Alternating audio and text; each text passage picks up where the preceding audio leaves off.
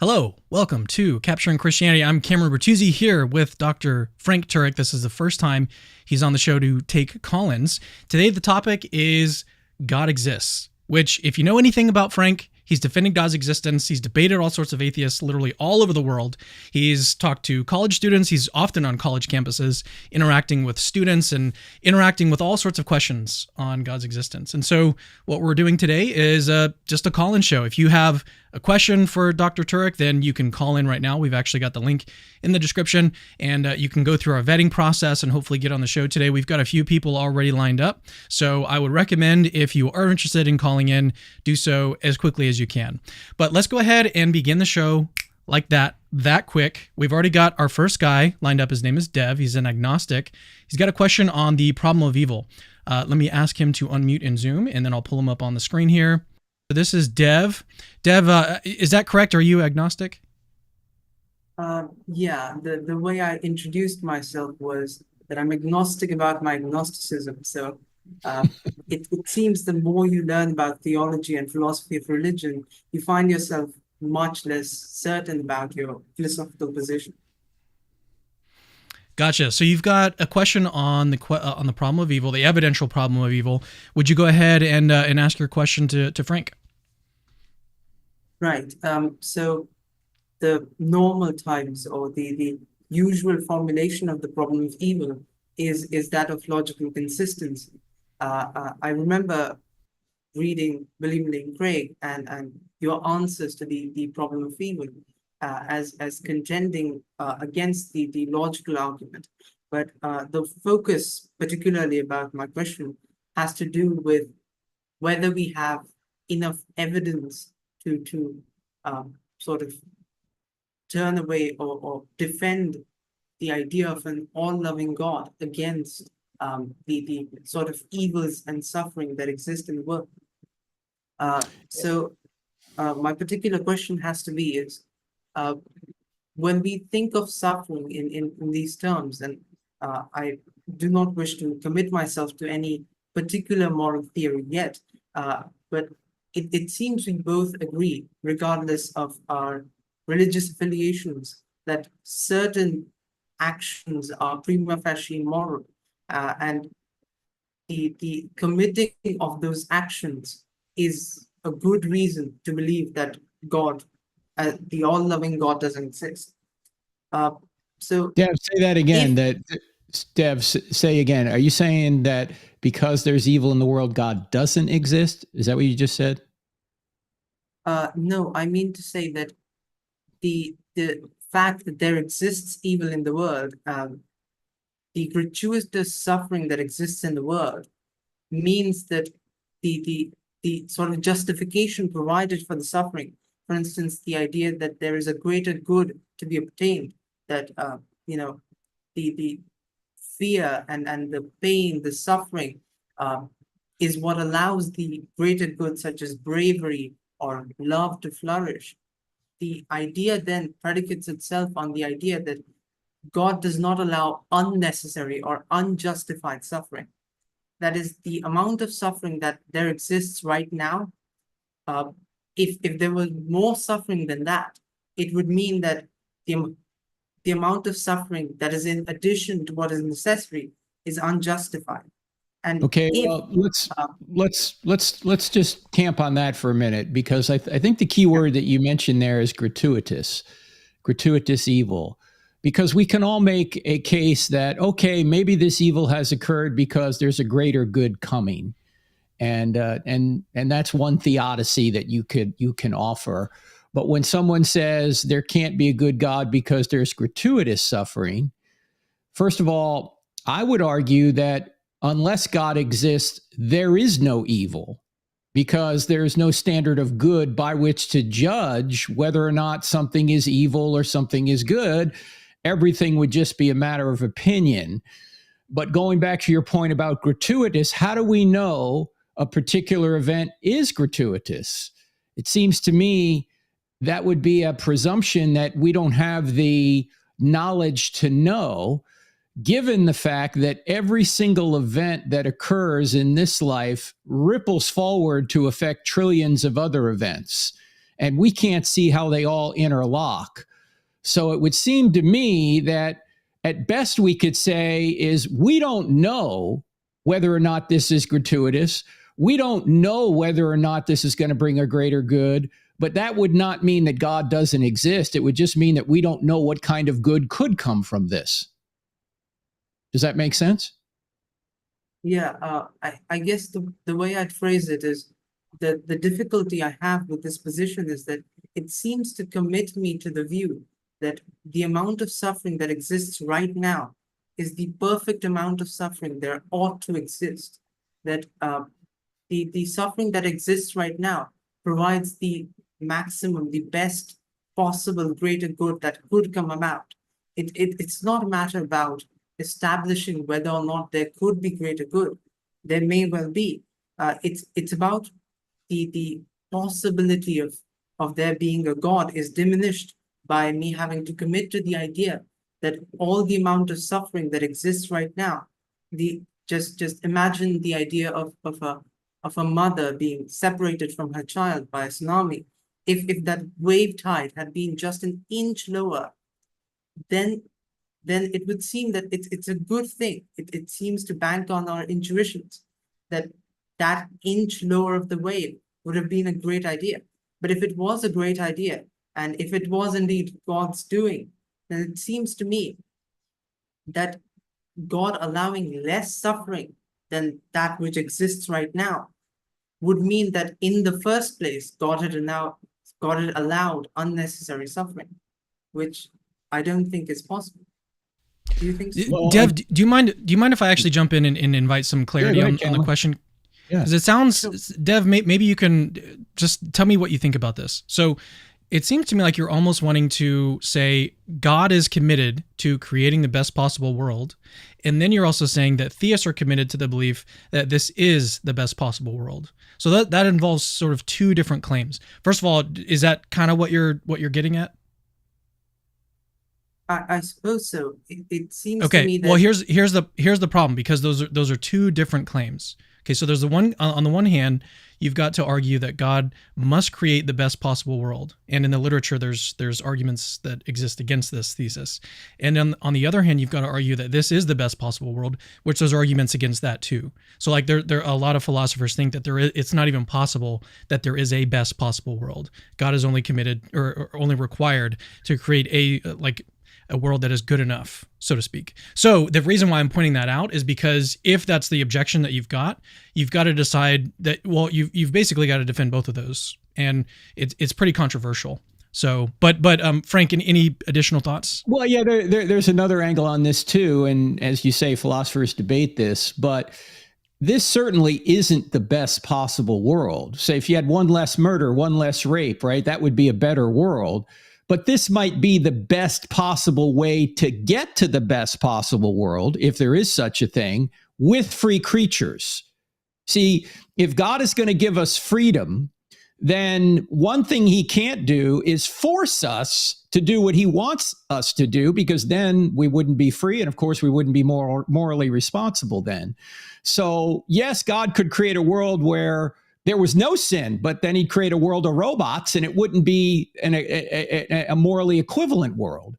He creates a world where people have free will to love, but also can do evil. And he can ultimately bring good from that, which is what the Christian story is all about. In fact, the Christian story, as you might know, Dev, is the answer to the problem of evil. If there was no evil, there'd be no need for Jesus, who takes evil upon himself so he doesn't have to punish us. But if we never committed evil, or no one ever committed evil, you wouldn't need a savior. Yet Christianity, because we have committed evil, is the answer to the problem of evil. So yes, this could be a better world with fewer crimes, with fewer sins, but it could be that this is the best possible way to get to the best possible world, and we're not quite there yet. Mm-hmm. Sort of to push back on that idea, you say that yeah, Dev, let's get maybe one more pushback, and we'll get one more response from Frank, and then we'll turn to other callers. Yeah, sure. So you say that the best possible way to get to the best possible world with free will is the sort of world that we're living in right now. I suppose I would ask that in the sort of beings that commit themselves to Christ, that are saved by Christ, that go to heaven, and presumably in the pleasures, the sufferings, and the sinless nature of heaven, as is according to Scripture, also sort of implicits the idea that there exists such thing as free will in heaven. If there exists free will in heaven, and heaven exists as the sort of place where evil doesn't occur, or where people don't do evil, do you not think that there could be a world like heaven where we can be sinless creatures, but also have free will? Sure, there could have. Adam and Eve had free will, but they decided to sin. Now, what's happened since then is after the world has fallen, then Christ came to redeem the world. And I know this is going to sound like an odd concept, but actually redemption brings you to a higher place than innocence. And I really can't think of a better example than this, than a business example. For those of you watching who are in business, it's fairly well known that if you have a customer that has a big problem, your company wronged them somehow, and you or your employees go above and beyond the call of duty to patch up the relationship with that customer, to fix their problem, that customer is more loyal to you because you fixed their problem than if the problem had never existed. In other words, after there's a problem, when you redeem that problem, the relationship is stronger. And that could be what's going on in this world. Once we realize the great cost of sin, when we do get to heaven, we're going to realize that our allegiance to Christ is all the stronger because he rescued us from our own iniquity. And we are never going to want to try and sin against him, number one, because of what he's done for us. And secondly, because there's no need to sin when you're in a perfect environment. The reason we sin now is because we're trying to usually get one or more of three things: sex, money, or power. Now, those three things are good things, but the problem is they're so good, we'll often take shortcuts to get them. Now, in a blessed state like heaven, we're not going to have those deficiencies. And so there'll be no motivation to take a shortcut to get them. One other thing that Dr. William Lane Craig has said, which was interesting, because as soon as someone says something like that, you always think, well, why did Satan sin then? He was in the presence of God and all this. And what Craig pointed out, and here's one of the problems we have. We're speculating because none of this is described in the Bible, okay? But when Craig pointed out, is he said, there must have been some epistemic distance between the angels and God, so he could give them the freedom to make a free choice, to either choose to follow or not. If he had put his full presence upon them, then they wouldn't have had that free choice to go their own way. But once they went their own way, they're moral creatures, and then we have the world we have now. Now, for some reason, angels can't be redeemed, but human beings who are different than angels can be. And when we are redeemed, we are going to rise to a higher level of relationship with the Lord than we would if we had never fallen. Thank you. All right, Dev. Most of this stuff, we could probably go back and forth for a long time, but we do have to take other callers. So I appreciate you calling in, though. And let's go ahead and turn now to some super chats. So we had one sent in from Christ Coordinates. It says, does ID theory, intelligent design theory, commit the cosmogonical fallacy? Is it confusing God's act of creation with a change within creation, since, quote, the act of creation is not some species of change? End quote. I haven't heard of that fallacy before.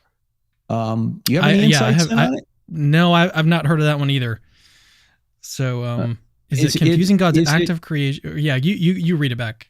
Is it confusing God's act of creation with a change within creation, since the act of creation is not some species of change? Well, I would argue that the act of creation or God imbuing the universe with intelligence, say through fine tuning, is not some species of change either. That's the way he created the universe from the very beginning.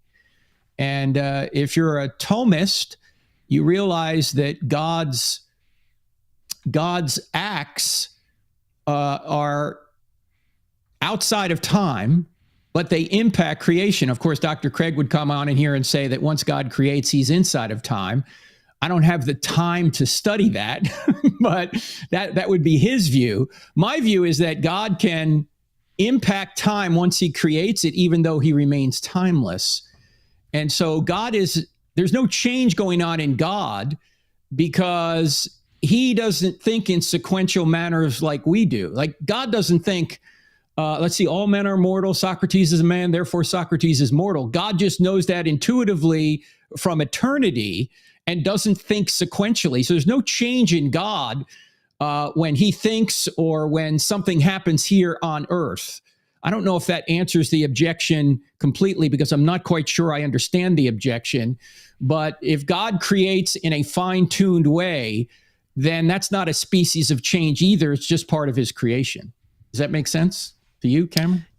Yeah, the question is a little bit difficult to make out, but I think that's good enough, and maybe we can invite some more clarification in the live chat if they'd like to follow up on that. All right, Kai L. Wong, we'll get through a couple more super chats. Hi, Frank. I've been following your ministry for a while. Are you visiting the UK anytime soon? As soon as I get invited, I'll be there, Kai. I'd love to visit. I was there in 2017 and spoke at a few churches in London, and I enjoyed that. So I'd love to come back at some point, but I haven't had an invitation lately. So if you know anyone there that wants to invite me, please do. Frank, do you have you heard of this guy named Richard Dawkins? Never heard of him. Who is he? Never heard of him? Well, that's the next question. Richard Dawkins referred to himself as a cultural Christian. Does this make him a hypocrite? Look, we're all hypocrites. We none of us live up to our own standards completely. And Dawkins, to his credit, despite being a naturalist, says he does not agree with Darwinian morality. Dawkins' problem is not that he's a hypocrite. Dawkins' problem is that his worldview does not afford him an objective moral standard by which to say he thinks that, say, Christian morality is generally good and maybe Islamic morality is generally bad. Because he has no moral standard outside of himself. You know, Dawkins is the guy who famously said, we just dance to our DNA, right? There is no right or wrong. There is no justice. There is no good. There is no evil in a world of just blind replication. Some people are going to get hurt and other people are going to get lucky, and there is no rhyme or reason toward it. And this is what Dawkins said.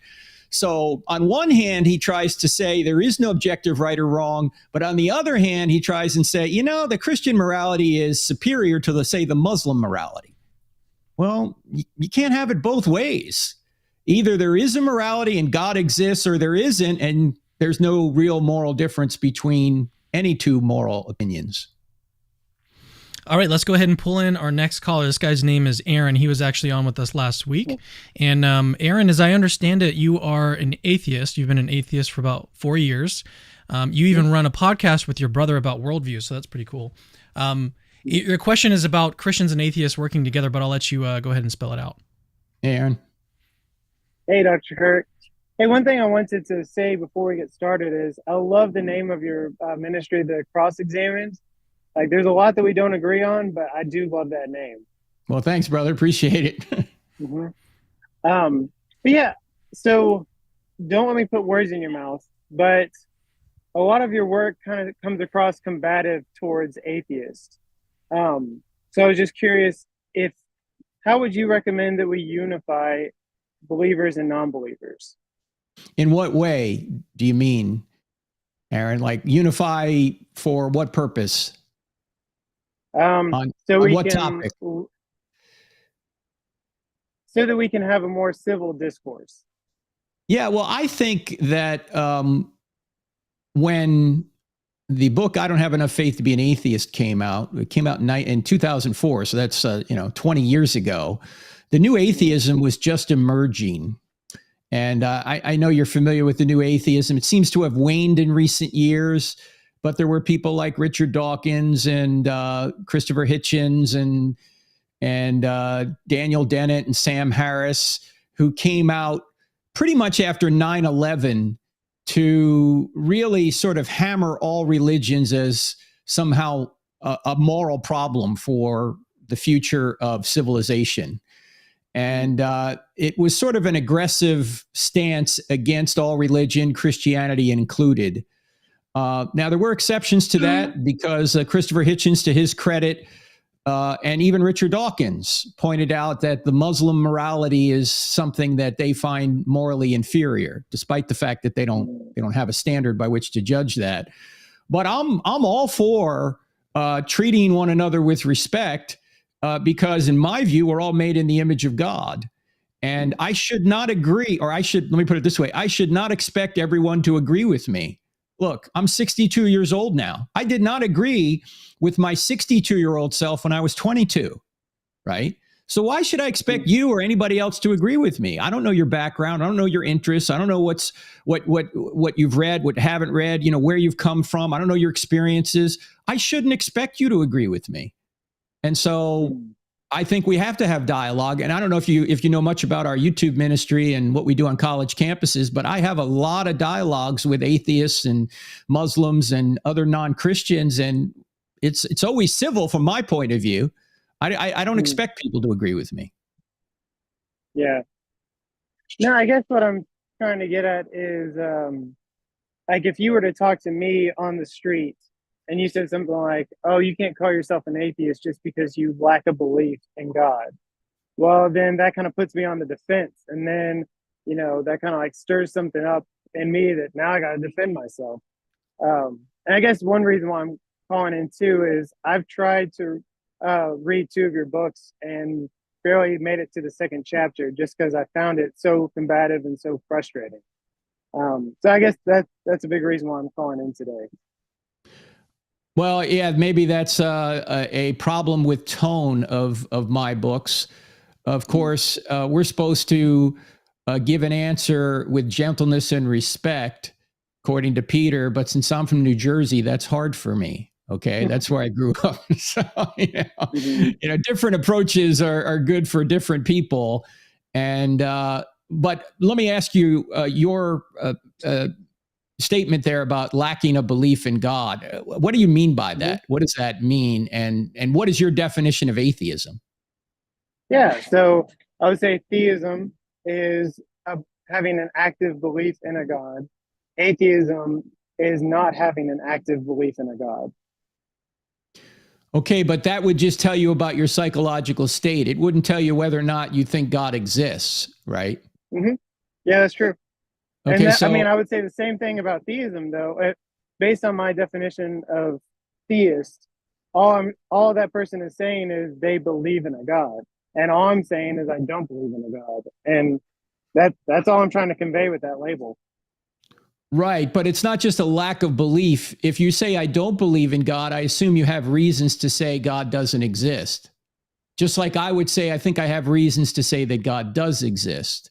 To just say I lack a belief would just be a statement of my psychological self, and it wouldn't tell you anything about the real world, whether or not I've given evidence about the real world. Because, we could say anything lacks a belief in God. This cup lacks a belief in God, but we wouldn't call it an atheist, right? So, well, I guess I would ask, how would you define then somebody who says, like Richard Dawkins, who says, I'm almost certain there is no God? He doesn't just lack a belief. He's saying, I'm almost certain there is. How would you define him then? If he's not an atheist, or let me put it another way, if lacking a belief in God is the definition of atheist, what do you call Richard Dawkins? Right. Well, that's the sad thing is sometimes labels are more broad than they need to be. Kind of like how you have a Fox News Republican and, a Republican who's kind of in the middle. They kind of fall under the same label. And yeah, I think maybe than arguing semantics, it might be better to just simply ask someone a question like this. Here's the proposition: God exists. Question: do you agree with that proposition? Do you disagree with that proposition, or don't you know? course, if you say you agree, you're a theist. If you say you disagree, you're an atheist. If you don't know, you're an agnostic, right? So all this business I about love that question. Yeah. Yeah, and all this business about lacking a belief kind of misses the point anyway, really. It's just, here's a proposition. Do you agree, not agree, don't know, and what's your evidence? Would that be a fair way of putting it? Yeah, and actually, so for the longest time, I called myself an agnostic. But when I really changed my label was thinking through pretty much exactly what you're saying. If you were to ask me yes or no, does God exist? I would say no. And so it sounds like we came to a similar conclusion on that one. Now, that's not me trying to say there absolutely is no God. But if you were to force me to answer yes or no, then my answer would be no. But if God did exist, or say if Christianity were true, would you become a Christian? So yes, and I've actually written a blog post on this. Based on the way you asked that question, yes, I would be a Christian. I think in one of your books, I Don't Have Enough Faith to Be an Atheist, it's worded different. It's something like, if I were to convince you beyond a reasonable doubt that God exists, would you be a Christian? And to that, I would say no. But the way you phrase it today, my answer is yes. What's the difference in your mind between those two, Aaron? I'm not looking to be convinced that there's a God. If God is true, of course I'll worship God. I might have some problems with what I see in the Bible, but hey, if he's true, he's true. I don't want to go to hell. But if someone just convinces me, just makes a good argument, well, then I still have some troubles with that. So that would be my distinction. The distinction between somebody who gives you a good argument that says God does exist, and what was the other one? If it's just true. Oh, okay. Well, how would you know it's true, though? I guess is the question, right? There's a difference between knowing something's true and showing something's true. You might be able to know something, say in your mind that I don't know because you haven't revealed it, but showing something's true is another task. And some Christians claim, well, I know God exists because the Holy Spirit witnesses to me, that kind of thing. But I can't show that to you. Apologetics is dealing with showing, here's some evidence that God exists. Here's some evidence that Jesus rose from the dead. So how much have you investigated that evidence that God exists and Jesus rose from the dead? For about 4 years, I've spent a lot of time studying it. And like I said, I still run a podcast with my brother who's a Christian, and we talk about it all the time. So it's definitely something I've investigated quite a bit of time in. Well, good. Well, keep it up, because I think if Christianity is true, and of course I think it is, and you keep seeking, ultimately you'll arrive there. If you're open, if you're not open. Well, and I've asked myself, like, what would it take for me to be a Christian again? And for me, it would take an act of God versus an argument from a human. I guess that's kind of where I've landed on. If I had a road to Damascus situation, then I'd be open to believing in God again. Okay, so you would need a miracle outside of the miracles recorded in the text. Yeah, and that's kind of what I'm getting at with the argument from man. Like, I'm tired of my belief in a God who's supposed to be alive and active, and all I get is arguments from man. If God is really real and he's really alive, then I guess I'd like to hear it from him versus humans. And I feel like that's fair. I don't know how you feel about that. Well, you know what's funny? Actually, Matt Dillahunty has commented on that. And he's I think Mike Lacona asked him a similar question along those lines. Like, if you were to see someone that died and then you later saw them, like, what would you think about that? And I think Dillahunty's response was like, I would just think that I was hallucinating, something along those lines. So like, you can still, like, if you're determined to be skeptical about a proposition, you can still apply skepticism, even if you've got some, like, experience where you either go to church or you're like, watching a beautiful sunset or whatever it is. And you just find yourself, man, God has to exist, or whatever experience that you want to put that to. You could always be skeptical about it and be like, well, no, that was just my brain chemistry. That was some, there's some evolutionary explanation for that. There's something going on that explains this naturalistically. So I think, I mean, those experiences can still be sort of explained away too. Peter Atkins said the same thing, Aaron. It was interesting. He debated William Lane Craig and others for many years, but let me just give you one quote, and then maybe it's up to you, Cameron, whether you want to move on. But there's a quote. Yeah, we probably do need to move on. What's that? We do need to move on. Okay, just one thing. An interesting quote I want you to just think about. It's from a biologist by name of Ariel Roth, and he said this: God never did a miracle to convince an atheist because his normal everyday works provide sufficient evidence. And the point is that the reason I think God exists is because I know God by his effects. If there's a creation, that's the effect. I have to reason back to a cause, a creator. If there's design in the fine tuning of the universe and the DNA, for example, in life, then there has to be a designer. I'm reasoning back to a designer. If there's a moral law written on my heart, that's the effect. I have to reason back to a cause, a moral law giver. In other words, we're taking ordinary effects we see in everyday life, and we're saying there has to be an ultimate cause for this because these things don't arise without a cause.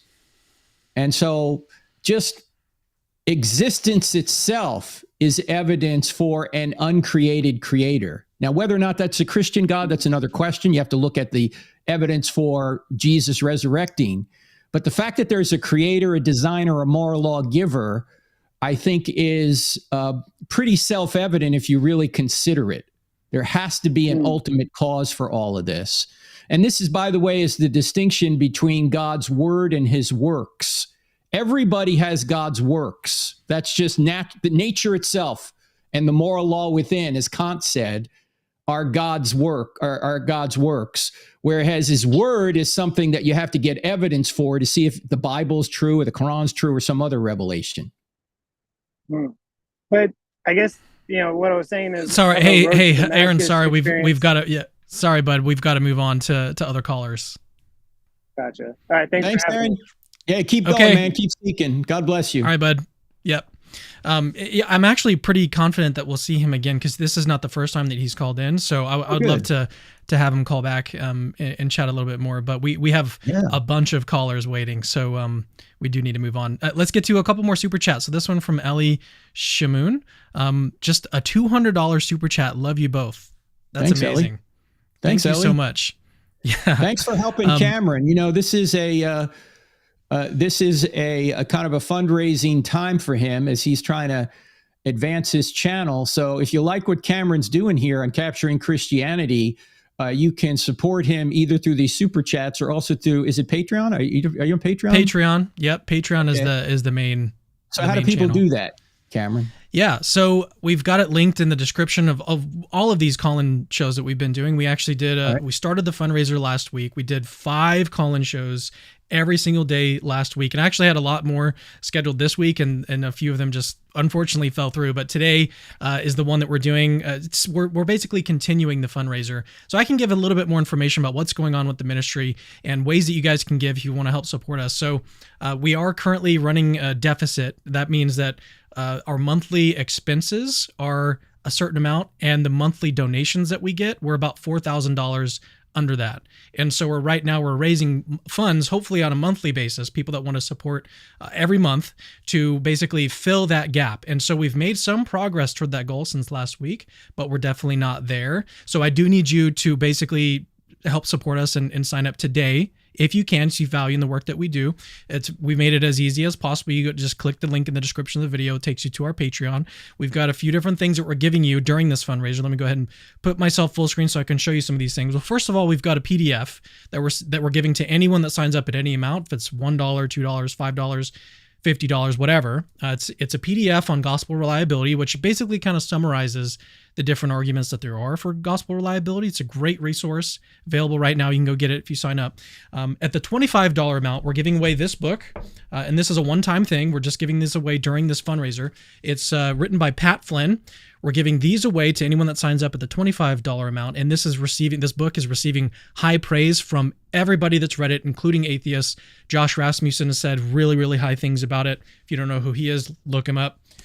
So we're giving this away at the $25, and then at the $50 amount, we're giving away this sculpture that was actually created by a buddy of mine. His name is Matthew Collins. I think that's the correct name. Sorry about that if it's not. And I think it is. But he developed this over the course of a couple years. And what this is it's actually based on the Shroud of Turin. So there's one that was created by someone else, another artist, basically. But this one apparently is even more accurate than the other one because it actually shows you. I can kind of zoom in here. You can see the wounds on Jesus' side here. He basically worked with an artist very closely to get as accurate as possible to the image that we find on the shroud, and it was created into this sculpture. And this is something that you literally can't buy this anywhere. It's not available online. It's worth about $350, made from real bronze and real steel, so you can put it in your office, you can put it on your bookshelf, hang it on your wall. It's just a great little item, especially if you have any interest in the Shroud of Turin. But we're giving this away at the $50 amount. Anyone that signs up, if you sign up right now during this fundraiser, we're going to give you, at that $50 amount, you're going to get the PDF, the book, and the sculpture. So you'll get all three. And again, this is going to help support Capturing Christianity so that we can continue doing the work that we're doing. We were looking at the finances.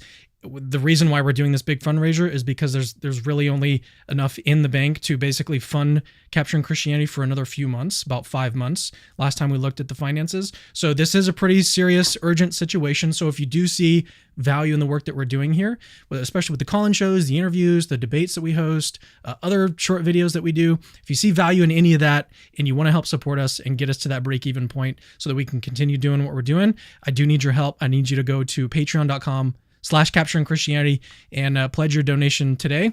Frank, let's go ahead and turn now, if you're ready. Actually, we did have a couple more super chats come in, so let's get to those, and then we'll pull in our next caller.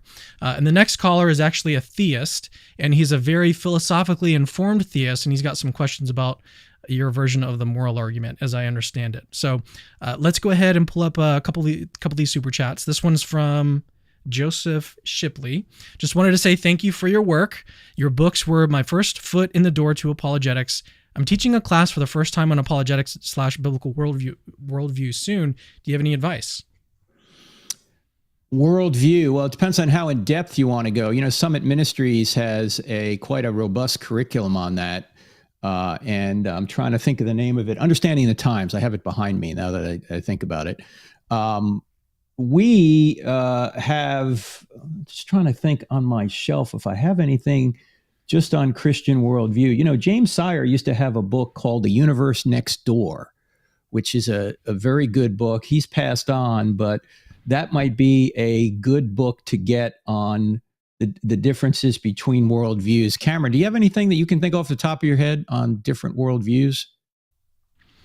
Different worldviews? Yeah.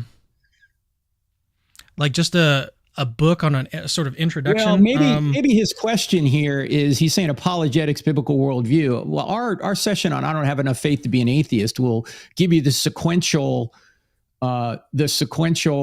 argument for why Christianity is true, and we have that in an online course. We also have it in DVDs. It's called I Don't Have Enough Faith to Be an Atheist. Sometimes it's called Why I Still Don't Have Enough Faith to Be an Atheist. And you can get workbooks and all that with that. But I'm trying to think if there's a worldview course. I don't know if he's looking for a comparison worldview course, or if he's looking for just apologetics as to why Christianity is true. If it's B, then I don't have enough faith to be an atheist. Yeah, I'm looking at the question, biblical worldview.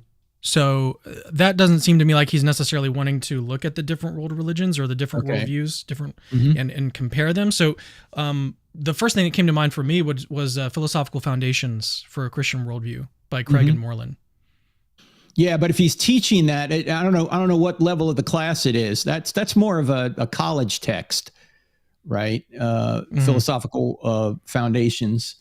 But if he just wants why Christianity is true, check out I Don't Have Enough Faith to Be an Atheist, the online course, or the DVD set. And if they go to crossexamine.org, click on online courses, or they click on store, they'll find either of those.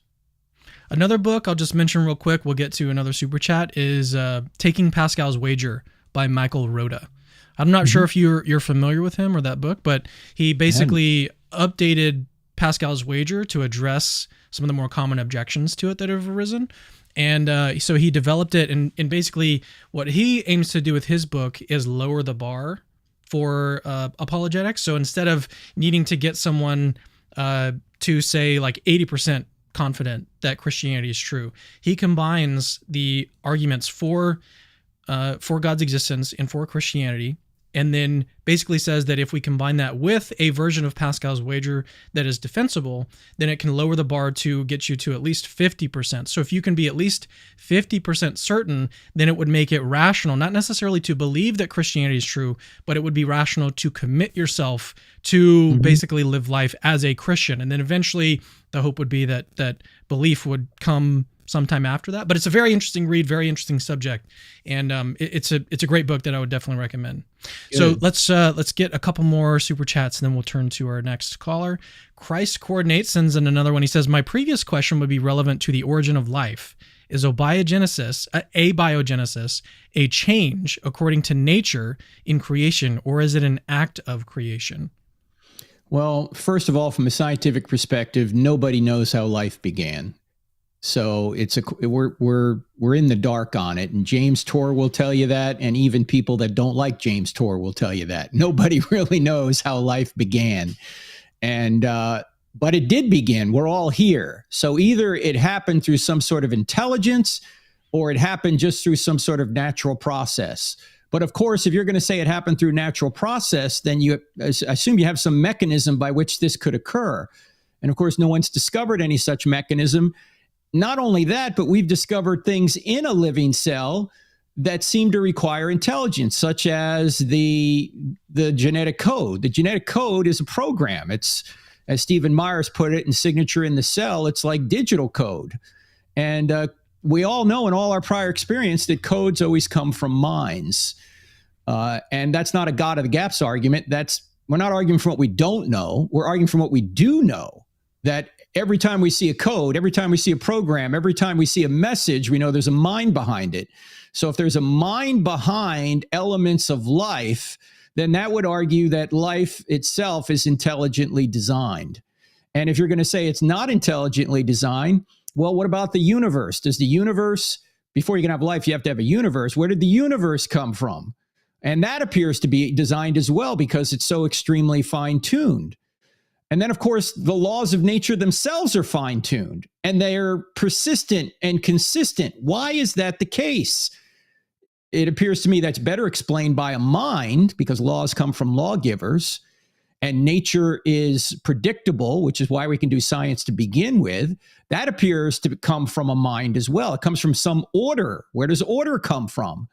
So I don't think that intelligent design theorists are arguing from some sort of gap in their knowledge. What they're saying is that the features that we see in life, the features that we see about our universe, are features in all our prior experience that require a mind, require intelligence. All right, one more super chat from Ellie. She sends in a $300 super chat. This is this is like the most anyone's ever sent in for a super chat. That's incredible. Thank you guys so much, especially you. I mean, Ellie, thank you so much. Beautiful. I did also want to mention, though, that if you guys have any issues with Patreon, which some people do, some people don't want to support them, which I understand. We do have other ways that you can give. I've got a link to our website in the description of the video, capturingchristianity.com/donate. You can do a one-time donation there. And through that link, the one-time donation link, you can also send it in as a monthly amount if you want to, and you'll still get access to all the different things that we've got going on during this fundraiser. So just wanted to mention that. All right, let's turn to our next caller. His name is Amos. I think I've already asked him to unmute his mic. There we go. We should be good to go. So this is Amos. He's a Christian, or not Christian, sorry, theist leaning Hindu. Is that correct? Correct. Okay. Yeah. What's your question? Go ahead, Amos. Yeah. Hey, I was rereading chapter 4 of Stealing from God today, and I just wanted to get a little bit clearer on what you think the relationship between God and morality is. Okay, so like I'm a theist, but I don't think God grounds morality. Um, and I'm wondering how you think God does that. So tell me if this is an accurate characterization of your view. So according to you, I think moral values are grounded in or constituted by God's nature, and moral duties are grounded in or constituted by his commands. Is that your view? Well, I don't know if I'd put it exactly that way, but I would say that God's nature is the ground of goodness, the ground of righteousness. And I would also say this, Amos, there is no objective right or wrong without purpose. So if there's no purpose to life, there's no right way to live it or wrong way to live it.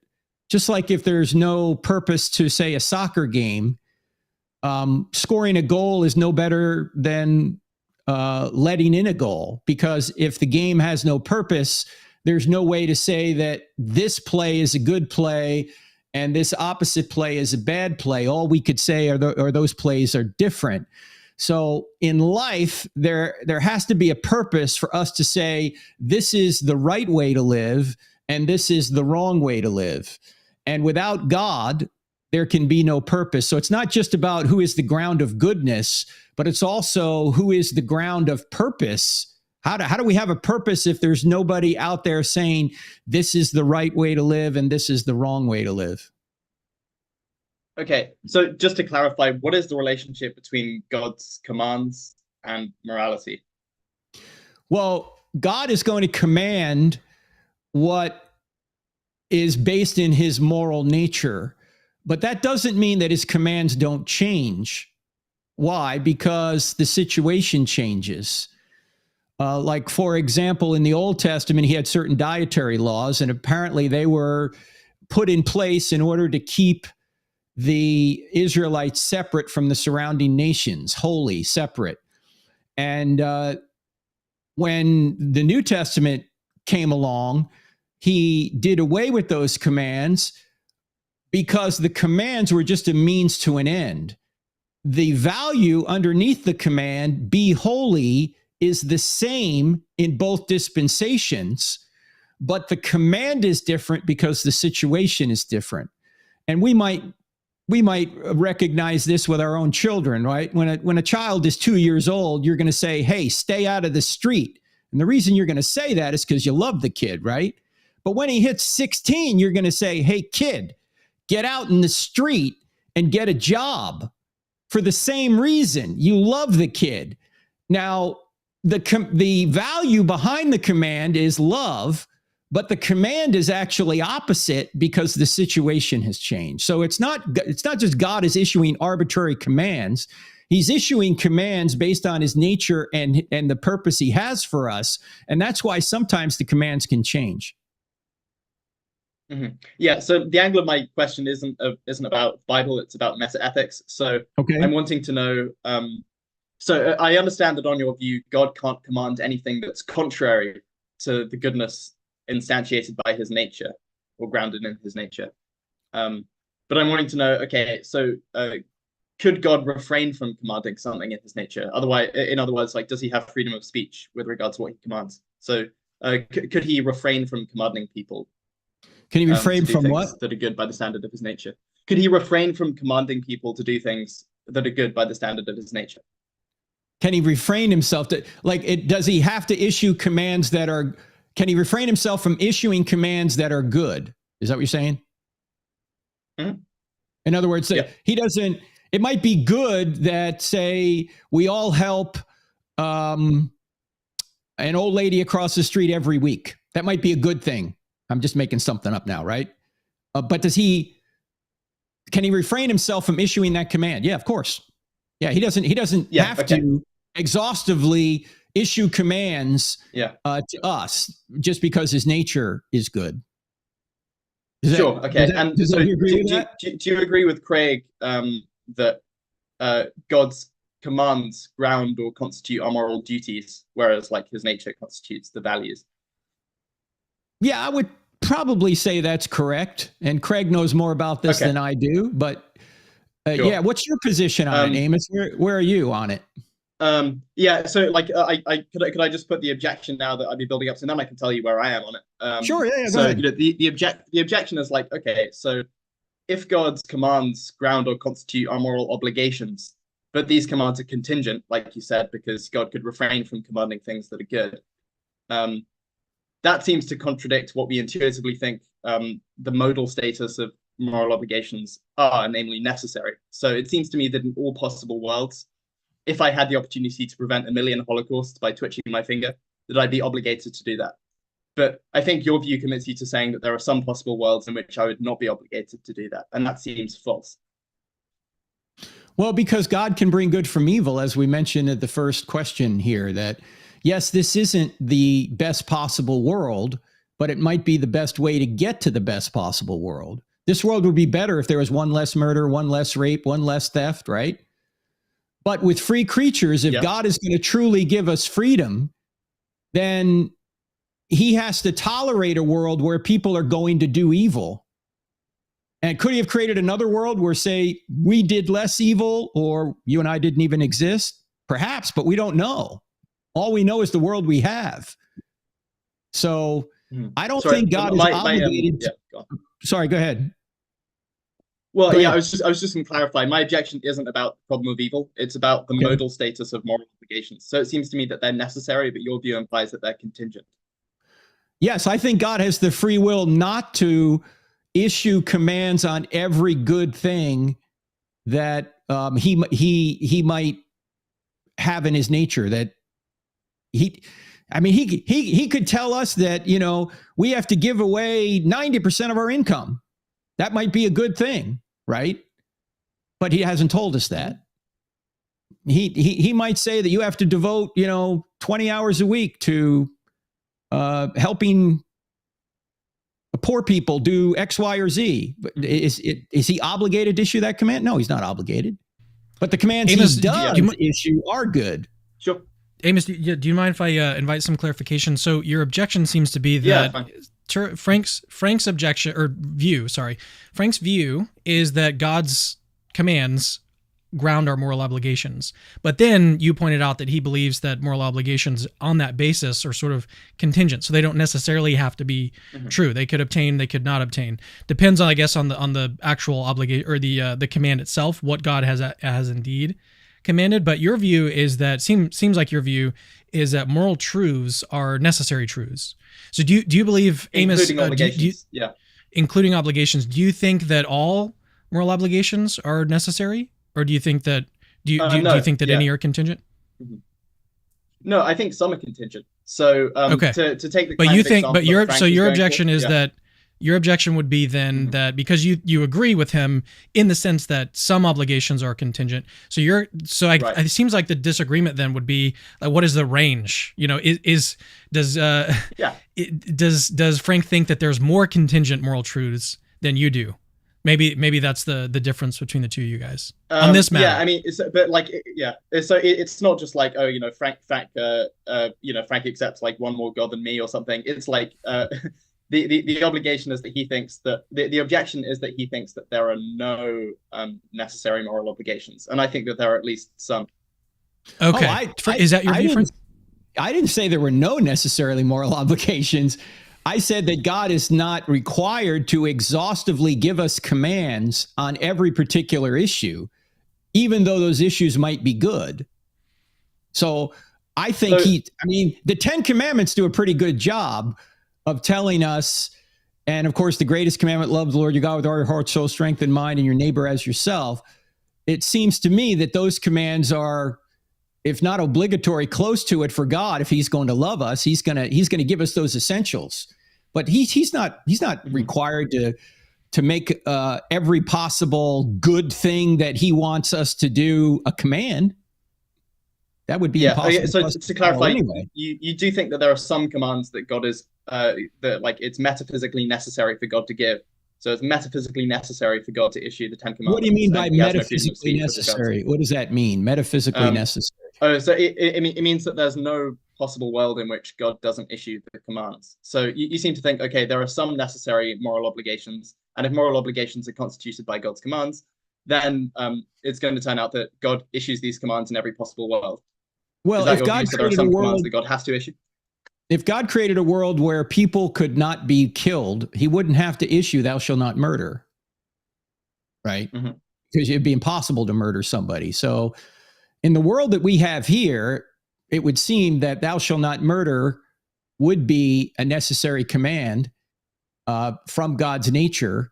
But there may be several others that are still good commands that he's not obligated or finds necessary to give us, because A, it would be impossible for us to do all those things, and B, maybe he has other reasons for giving us a little bit more moral freedom than maybe he would like in another situation to give us. That's why I mentioned earlier, there may be commands that change and seem contradictory when in fact the value underneath the command is the same. Yeah. So just one more clarification question, and then we can move on to another caller. So your view is that in worlds where God creates people who are able to kill one another, God has to issue the command, "thou shalt not kill," and he has no freedom of speech with regard to not saying that. If those people are made in God's image and they're valuable, and obviously he wants to allow these creatures that he's created to live, yeah, that would seem to be a command that, I don't know if I can say he's obligated, because it's a hypothetical, but it would seem to me, God being God, given the fact that he loves us and he created us in his image, he would not want us to murder one another. So that would seem to almost be a base command. But of course, I'm speculating here. What I can't see is any scenario whereby we have moral obligations if there is no God. Can you? Okay. Yeah. Well, yeah, I mean, I can, but maybe we need to move on to another caller. Frank, how are we doing? No, sorry, Cameron, how are we doing for time? Yeah, we can go a little bit longer. It looks like both of you guys are having some connectivity issues, but hopefully those will clear up. Okay. Yeah, no, Frank, I mean, feel free to interact a little bit more on this, maybe another few minutes, and then we'll turn to another caller. Yeah, Amos, I'm just trying to figure out how, I know there's different theories of how we have moral obligations without God. I don't think any of them work, because I don't think obligations are something that come from just other human beings in an objective sense, unless God exists. Yeah. Okay. So I can tell you my view. Okay. So I'm a theist, but I think that our moral obligations are constituted by abstract normative reasons. These are abstract objects. They're metaphysically necessary, causally inert, and God didn't create them, and they're not thoughts in the mind of God. And so the thought would be, you're obligated to do something when the weight of your reasons counts in favor of doing it. And I think that moral reasons are just constituted by these abstract objects. But how does an abstract object obligate you to follow it? Like, for example, let's say the Earth is an abstract object, which it is, right? It's not sentient. Okay. Am I obligated to obey the law of gravity? Sorry, I just want to clarify that the Earth is not an abstract object. So, like, by an abstract object, I'm talking about an immaterial, necessary, causally inert object, like a number or a set or a shape. Okay, when I thought you meant the Earth is a concrete object. Okay. All right. Oh, an abstract meaning. Okay, I see what you're saying. Yeah. Well, how does a number have causal ability to obligate you to obey it? Yeah, so I don't think that we're obligated by numbers. I think we're obligated by abstract normative reasons. So there are different types of abstract objects, and so like numbers aren't the ones that obligate us. So I don't think that the relationship is causal. But I don't think we could be causally obligated to do anything. Rather, I just think that these abstract objects constitute or are identical to our reasons for action. Okay, I didn't get that last part, but what is the abstract object that requires me to say to be just? So it could be one that just embodies justice, or like if, as is plausible with justice in particular, like it seems as though justice is a sort of very vague value term, and it can be decomposed into lots of other reasons that we have, reasons having to do with desert and fairness and things like that. So I don't know the name of the abstract object, but I think that there is one.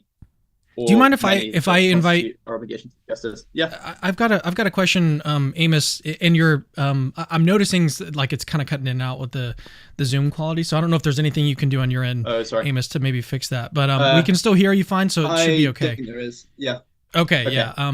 Well, here, let me just ask you a real quick question, just because this is not something that I've put a whole lot of thought into.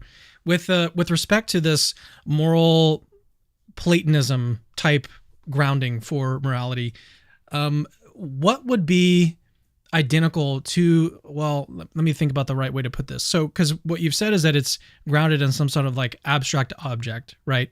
So these moral truths seems to me, when I've heard like Eric Wielenberg explain this view, it seems like he's saying that we have these moral truths that I can understand, like do not murder. That's a moral truth, right? What does that actually kind of come down to? It actually is represented by a proposition. So the proposition do not murder is really like kind of what we're getting at here. But what it seems like he's saying is that there is no deeper explanation that explains why that proposition is true. And I get that, but is the moral property, is it identical to a proposition? Like I'm not really sure, or a moral property is like something else, like numbers. They're still abstract objects. Do we have moral properties that are just like their own sort of metaphysical thing that exists, not anywhere, but they exist in reality, I suppose? Or I'm just not really sure on how to wrap my mind around this, because I can make sense of statements and propositions and whether or not propositions have deeper explanations for why they're true. But maybe you can help clarify here. Sure. I mean, so I hadn't been thinking of them as propositions, but I'm open to the view that they are a subset of the propositions, namely propositions about morality. It seems to me like, the propositions are going to be about something. And what they're about are these abstract norms of reasons, which aren't propositions. But I'm open to changing my view on that. But I don't think anything substantive. Real quick, what did you say? They're about what moral situations? So like they're like partly about the reasons in question. I was thinking those reasons are not propositions, but I'm open to them not being. I'm open to them being like a subset of propositions. Mm-hmm. Because what it seems to me like views like this seem to kind of come down to like where's the stopping point for explanations? Because I mean that's kind of where it comes down to for like cosmological arguments. Mm-hmm. Like, do we stop at this? Where's the foundation for the rest of everything else? And in this case, we might think that, well, we've got these necessary truths, and in a lot of cases, we don't really need deeper explanations for necessary truths, so we can just kind of like forget about needing to find some deeper explanation. And I can kind of understand like where someone would be coming from that perspective. I mean, maybe I can turn it back over to Frank to give any more thoughts on this. We're in obviously very deep waters right now, but I don't see obligations coming from just abstract objects or natures. Why am I obligated to obey? If there was such a thing out there called justice, why am I obligated to obey it when the abstract object itself is not sentient and isn't even just itself? I mean, how is an abstract object like a number just? It's not. It seems to me we need personality. We need sentience, we need goodness grounded, and we also need purpose. Without any of those aspects, we don't have morality. Morality is about being obligated to do it or not do a certain thing. And it doesn't appear that an abstract object that isn't personal and doesn't have purpose has the ability or the authority to issue commands that are moral in nature. Yeah. Does that make sense, Ames? So, it makes sense. Maybe like this will take us too far afield. But my worry about the claim that the reason morality can only be grounded in God is because God is personal. My worry about that view is that, well, it seems as though there's going to be a deeper explanation of why God is personal. So God is necessarily personal, but some necessities can explain other necessities. And so I think the reason why God is going to be personal is because of something like, being personal is better or perfect or something. And that explains why God has the other attributes he does. But then, the thing that you were saying morality depends on, God being personal, is going to turn out to depend on a deeper moral truth. And so the explanation is going to turn out to be circular, because goodness will depend on a person, and God being a person will depend on the fact that that's good. And that seems to be a vicious circle that you need to do away with. Well, no, it's not a circle. You ultimately get down to, as Cameron said, a grounding somewhere where you can't go any deeper. And it seems the ground of all nature is personal because we're personal. We're an effect. So if the effect is personal, it would seem the cause needs to be personal. Also, if the universe came into existence out of nothing, which is what the current evidence shows, then whatever created the universe had to be able to make a choice, and only persons can make choices. Impersonal forces can't make choices. You know, gravity can't decide whether or not it's going to pull something to a large object. It just does it over and over again.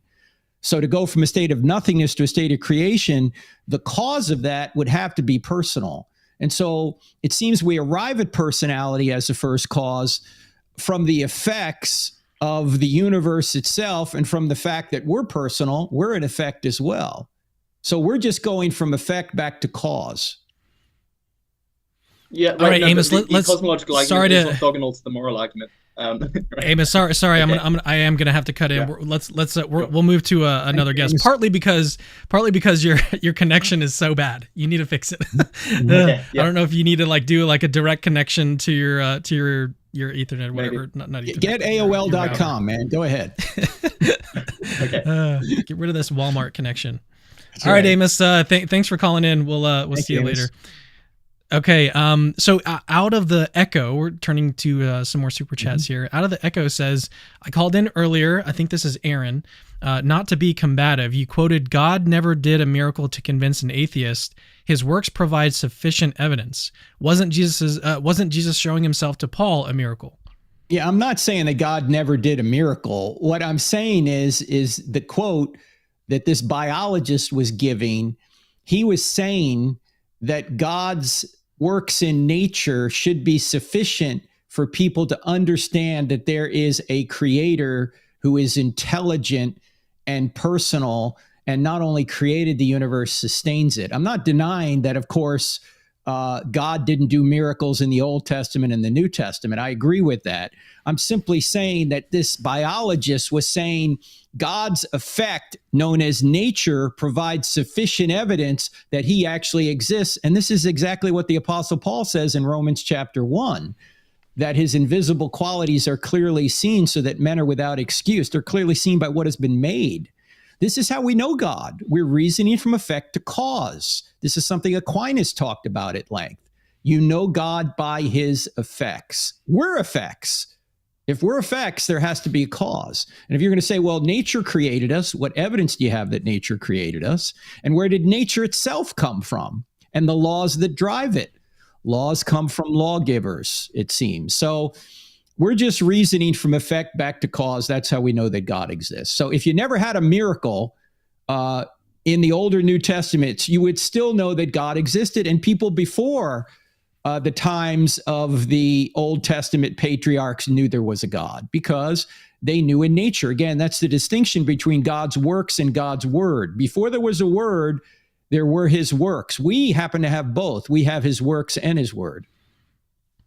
Oh, I should have mentioned that if we start to get some unruly atheists on the show, I think I'm just going to start hanging up on folks. That's a joke. Okay, let's get Richard in here. This is Richard is I think he's a theist. Is that correct, or a Christian? No, I'm a Roman Catholic, liberal Roman Catholic. Oh, okay. But it seems. I'm going to tell you a little story. It'll make a lot. I'm going to apologize for not being very philosophical here, Frank. But several years ago, I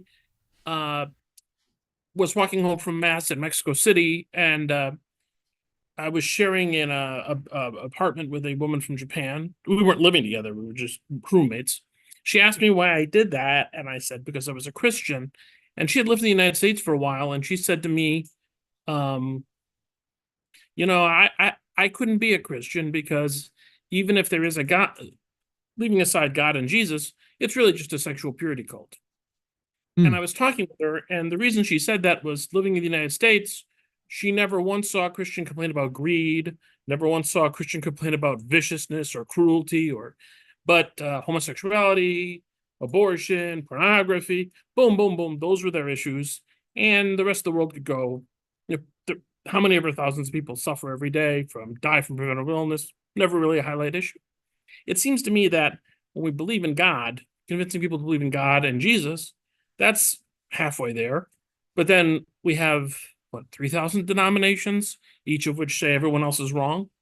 And I think that makes a non-believer think that if you can't, there aren't 3,000 trigonometries, there aren't 3,000 geometries, there aren't.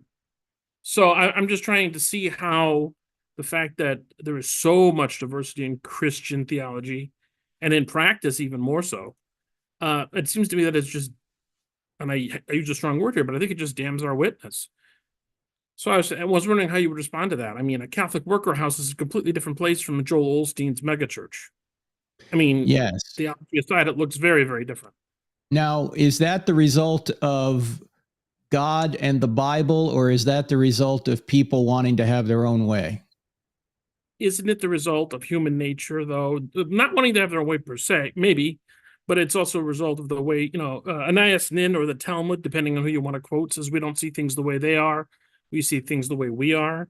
So there's no escaping the parallax view that our own perspective, I mean, maybe we want our own way, but maybe we just can't help but see the world from our own angle too. So I don't know. I mean, it would seem to me that Christian unity would go a long way toward helping defeat the materialism that is really the ethos of American culture. Well, there's no argument you're going to get. Yeah, there's no argument you're going to get from me on that. I thought you were asking the question is why there's so many denominations. What was the question, Richard? Where were you going with it? Yeah, I think the question maybe would be, what would be some practical ways you might suggest to find interdenominational unity and to push back on our biggest enemies instead of fighting with each other? Right. Well, I think actually part of what's going on in the culture now is, at least in America anyway. Are you in America or are you in Mexico? I'm in America. Okay. It seems to me part of the reason the culture has gone so anti-Christian is primarily because Christians have not been engaged enough and haven't been following the commands of Christ and the apostles. That's one reason. But when this happens, Christians, at least hopefully, will begin to circle the wagons in the sense that we're going to say, let's put aside these petty differences, because most denominational differences, not all, but most of them are about petty things, secondary or tertiary things, right? Like mode of baptism or eschatology or, what color is the carpet going to be? I mean, people divide over not the essential issues. Now, there are denominations that don't even believe the Bible. They don't even believe that Jesus is the Savior. Okay, I would consider them non-Christian, even though they have the Christian name. Okay, but for the Christians that believe the Bible, Christians believe the essentials of the faith, most of our denominational differences are really stylistic. They're not primary theological issues. And some of that is okay. Some people may be more worshipful in a liturgy. Other people may be more worshipful in a kind of a non-liturgical service, right? So those differences, I think, are good. But on the big issues, even among Roman Catholics and evangelicals, I think that a conservative Catholic and a conservative Protestant have more in common with one another than, say, a liberal Catholic and a conservative Catholic, and vice versa. And you said you were a liberal Roman Catholic. What does that mean, liberal? I would put it this way. I'm in the Catholic worker movement kind of thing. So I'm not liberal in the sense that I'm seeking to change the structures of the church, but I am convinced that my life has to be radically dedicated toward working with others, helping make the world a better place. And it's Dorothy Day, trying to live out the Dorothy Day image of life. Okay, so that's what I would say. Dorothy Day, but if you're just trying to follow the commands of Jesus, that wouldn't be liberal in my mind. That would be conservative. You're trying to conserve what you know is true. Well, right? But yeah, that's true. But I'm saying, my goal is, as soon as I can retire from this public school teaching job, is to work in a Catholic worker house and help the needy, and that's my goal in life. So that's kind of great. But that would be viewed as a left center from some people's perspective. So this is the point I'm trying to get at. But I don't want to complicate things. I was just trying to ask a simple question about how we can build interdenominationalism. where I was getting to was the fact that once the culture turns on the church, which it has, then Catholics and Protestants who believe the Bible ought to be working together to move the gospel forward and to work socially on these social issues, political issues, things that we ought to be concerned about, because the Bible says we ought to be concerned about them, and natural law says we ought to love our neighbor. So we want laws put in place to protect our neighbor, that protect life, that protect the innocent. So we ought to be coming together on that. And, I just had Jimmy Akin on my podcast yesterday. Well, actually, it's going to be broadcast. It's coming out in a couple hours. And we were What did you guys talk about? Well, first thing, we did 2 podcasts. We talked about his debate with Bart Ehrman in one podcast. The second, we talked about justification. What's the difference between the Protestant view and the Roman Catholic view? And we were in agreement that, we need to work together on issues where we can work together. And we agree on a lot more than what we disagree on. So that's what we ought to emphasize. Yeah, and that's an interesting argument. I would certainly hope, because I'm a high school teacher, and I see a lot of sadness, depression, meaninglessness, and I just want some of my students are in a living nightmare, and I don't know how to help them. And let's not argue about where the Holy Spirit comes from, God and Jesus, or Jesus alone. There are arguments that really seem to be tenuous when lives are at stake. But hopefully, Cameron, I appreciate your ministry, and I got to go, but thank you. And I appreciate your work. We may be brothers, but we're separated brothers, but keep working. Fair enough, Cameron? All right. Thanks, Richard. Bye. All right, let's go ahead and God bless you, pull Richard.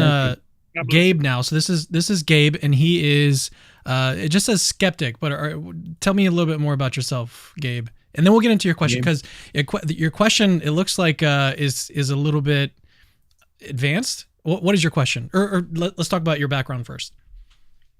Sure.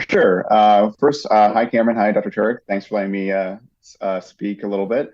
Absolutely. Yeah, I come from a Christian background, Pentecostal, went to kind of a Pentecostal ministry school. Nothing super prestigious or anything like that. And I kind of became disillusioned with my faith during that process. And so I've been discussing apologetics for quite a while. I would say it's like, do I believe in God or do I not believe in God? My question is, basically, I don't know. I let people call me what they want to. If they want to call me an atheist, if you want to call me an agnostic, doesn't really bother me either way. My bigger issue is I have greater concerns with why I think Christianity itself isn't true. But I still think questions about God's existence are very, very important in relation to that question. Gotcha. Okay, it says here that your question is contingency question related to probability. So let's try to, if you can, and let's try to be as non-technical as possible for the audience sake. Sure. And if you need to stop me, just let me know, and I will just try to go from there. All right. Gotcha. So I'm a skeptic, but I grant that both how and why contingent things exist, necessary things, contingent things, and why the universe is the way it is, fine-tuning, is explained well by God as a hypothesis. I grant that. But such a being, God, has multiple features, like being all good, being omnipotent, being a mind that is timeless, being personal, being like us, and desiring the existence of us. I think that's an important part of that hypothesis. So I have a few issues with that. It seems to me to be a little immodest. And so I think because of that, it's intrinsically less probable. It seems a bit anthropocentric. We value ourselves, so we prefer an ultimate cause that's kind of like us. It has a mind. It values us like we do. Seems maybe a little ad hoc. We propose a being kind of like us to explain the existence of us, even though there's countless other beings we could think about, imagine, conceive of, that have maybe less properties than this being God I just talked about. So my question is, why not think other hypotheses that I grant don't explain why the universe is the way it is, as well as God, are nonetheless more intrinsically probable, so that on the whole, we can't really say that it's more likely than not that God exists on these considerations alone. So I just wanted to ask what you both thought about these considerations, and I appreciate your time. Man, I love that question. I love this question because I hope that wasn't too complicated. No. It looked more complicated in the document that I've got here, but no, it sounds. I mean, it's a really good question because I've been thinking about this a lot. Like, what is the best way? I think that what sort of separates theists and atheists is really like basically just a degree of difference in what we think sort of grounds or is the foundation of reality. So like atheists obviously believe that it's not personal. Whatever the foundation is, it's not personal. Theists think that it is personal. And then that's, I think, where the sort of debate is taking place. Like, what is the why think your foundation is better than my foundation? And so, I mean, I've got a lot of thoughts on that, but Frank, let's go ahead and pull you in first. Well, let's just use the cosmological argument as a jumping off point. If the cosmological argument is true, and I think there's good evidence it is, that space-time and matter had a beginning out of nothing, it would seem to me that whatever caused space-time and matter can't be made as space-time and matter, must transcend space-time and matter because space-time and matter was created at the beginning. So that would imply that the cause must be spaceless, timeless, immaterial, enormously powerful to create the universe out of nothing, personal in order to choose to create, because to go from a state of nothingness to a state of creation, someone had to make a choice, and only persons make choices, and immaterial or impersonal forces don't make choices. Also, the being would have to be intelligent to have a mind to make a choice. And so I think just from one argument, we get at least 6 arguments for the first cause: spaceless, timeless, immaterial, powerful, personal, and intelligent.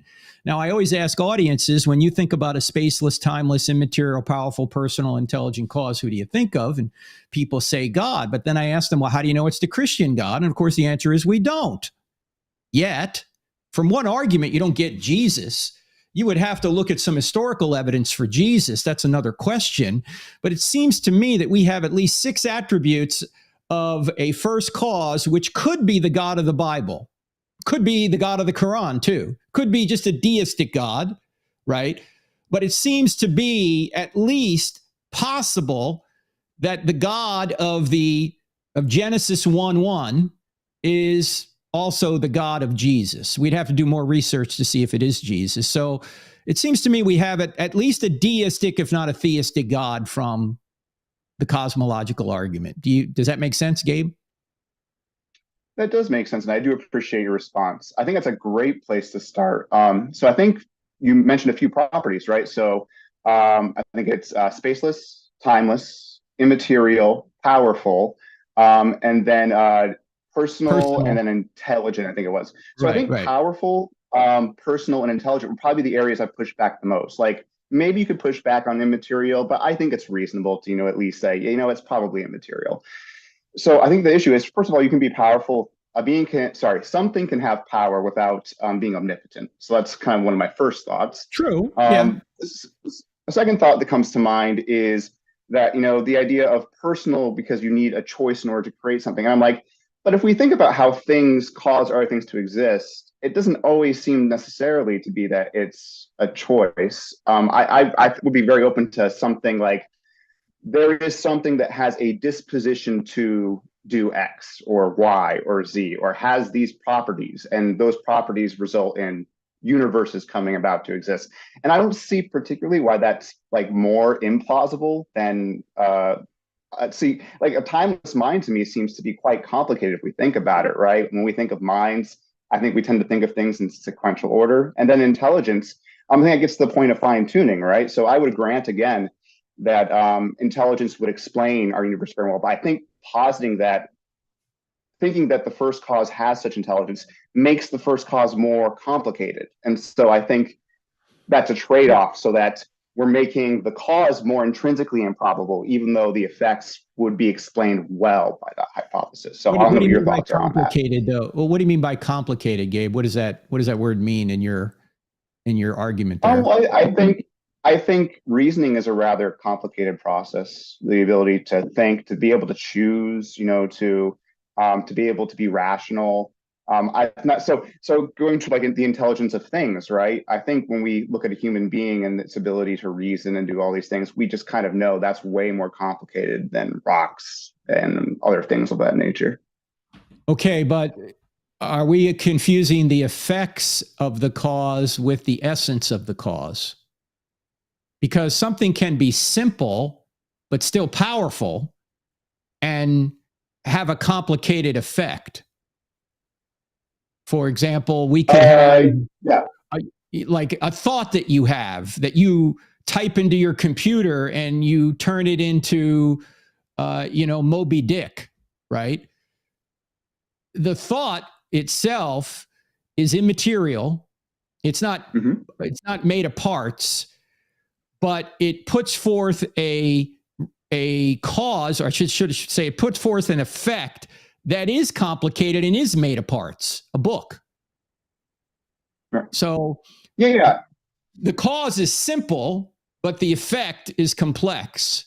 And this is kind of an argument that Richard Dawkins, I don't think, has understood, because he said the same thing. If you're going to say there's a God out there, then to explain the complexity we have here, then that God must be even more complex than the complexity we have here. And so you're not really helping the cause. When in reality, what theists are saying is the cause itself is simple in the sense that it doesn't have parts. It's not some kind of machine. It's just an unembodied mind that can create effects that are complicated and are made of parts. And it's ironic that Dawkins would say that you can't get the complex from the simple, when his entire position with regard to macroevolution is that's exactly what he gets. He goes from the simple to the complex. So he wants to say that happens in biology, but it can't happen with the creation of the universe. Yeah, I think maybe just one more pushback, and then I know, Cameron, you have other guests lined up, so I don't want to hog time. I think the big thing, so I think one concept that I really get caught up on when it comes to the idea of theism, the idea of God, is this idea of being a timeless mind that's omniscient. So I've heard some theists, I think Craig has this view, of like this idea of like almost like one huge timeless thought God has, and he just kind of knows everything. It's like, it might seem kind of weird, but we can kind of maybe conceive of that. But to me, that strikes me as quite complex, because there's several different propositions, ideas, things, matters, counterfactuals that one single thought has. So to me, that doesn't seem very simple, at least in my view. Well, again, I think we may be confusing the effects and the cause. The cause can be simple in the sense it's not made of parts, but it could have complex results or complex effects that come from it. Just as I said earlier. Would this be immaterial parts, though? What's that? Wouldn't that be immaterial parts, though? Like there's different things, and the different immaterial parts kind of come together for this big whole, I guess. That's kind of the way I'm thinking about it anyways. Well, yeah, I mean, philosophers are going to argue over, like, do numbers exist? Like, is there the number 4 out there? That kind of thing, right? And people are going to argue over that. And William Lane Craig would say, no, they don't exist. And other philosophers would say they do. But if they do exist and they're immaterial, in what sense do they exist independent from the mind of God? And of course, Platonism would say they do exist independent of the mind of God. And of course, most theists would say, no, they are a result of the mind of God. But numbers don't cause anything. Only minds cause things. And this goes back to our discussion earlier about abstract objects. If there are, let's just say there's an infinite number of numbers, which mathematically, at least we can conceive of, even if we couldn't list them all for obvious reasons. If there's an infinite number of numbers and these numbers are grounded in the mind of God, then God's mind is infinite. God knows all. Well, guys, thank you so much for your time. I really do appreciate it. And Turek, I keep representing New Jersey well. And you from New Jersey, Gabe? Good at 60. I am not, but I appreciate the energy. We need more of that energy. So, but if I look that good at 62, I will be very happy. So, Gabe, before you go, I want to recommend something, because you sound like you're philosophically really astute and interested. And there's a book on my shelf that I'm looking for right now. It's called 5 Proofs of the Existence of God by Ed Feser.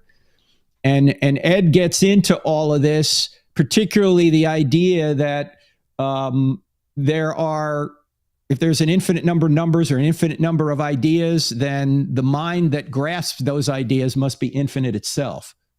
And so it might be a helpful book if you want to look into it. I was also going to tag on something just to kind of affirm what Frank was saying earlier, is that there is a difference, and philosophers like Josh Rasmussen will point out there's a difference between the complexity of a hypothesis versus the complexity of what that hypothesis entails. What he argues is that every hypothesis actually entails an infinite number of propositions. So we shouldn't be too concerned about what the proposition entails. We should be concerned with, like, what is the simplicity of the hypothesis itself? And in the case of God, I think that we actually do have a very simple hypothesis, because it really just is the hypothesis that a perfect being exists. That's the hypothesis. And then from that point, you would then obviously explain like what's meant by perfection, and then maybe look at the entailments of perfection, which again is a separate matter when we're thinking about complexity. But that hypothesis itself is pretty simple.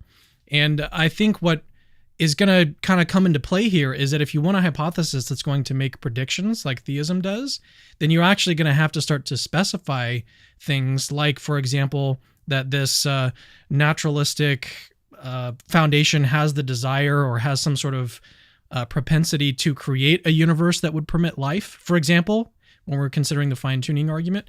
And when you do that, when you specify that in that hypothesis, in the naturalistic hypothesis, that actually increases the complexity because it's part of the hypothesis. It's not an entailment. You have to build that into your hypothesis in order to get the prediction that the universe would be life permitting. So I think that, that's one of the reasons why I think that the theistic hypothesis is a better one. And I was going to recommend a book to you as well. Check out How Reason Can Lead to God by Josh Rasmussen. If you haven't looked into his stuff at all, he's got, I think, some of the best views on that. I found that's it. a different. Yeah, it's a different book. That's Ed Fazer's. Yeah. Ed Fazer's. Yeah. Mine actually got water damage, so I don't know where mine is. Yeah, I've got it on Kindle, I'm pretty sure. I think Rasmussen is super interesting. There's no way we have enough time to delve into that, but I appreciate it. Absolutely and I appreciate not. the thought Absolutely he's put not. into that. Yeah. Yeah. Yeah. Okay. All right. Let's go ahead and now turn to some super chats. So thanks again for the call, Gabe. Thanks, Gabe. All right. Actually, before we continue, I said that we would only go about 90 minutes. How are you feeling on time? Yeah, we're fine. Go ahead, man. Okay. All right. This next super chat is from James. He's actually sent in two. The first one is about Numbers 31:15 through 18. Are you familiar with that passage off the top of your head? Or not off the top of my head, but let me see if I can go there. What is it? Numbers 31:15 through 18. He says it's having a big burden on him.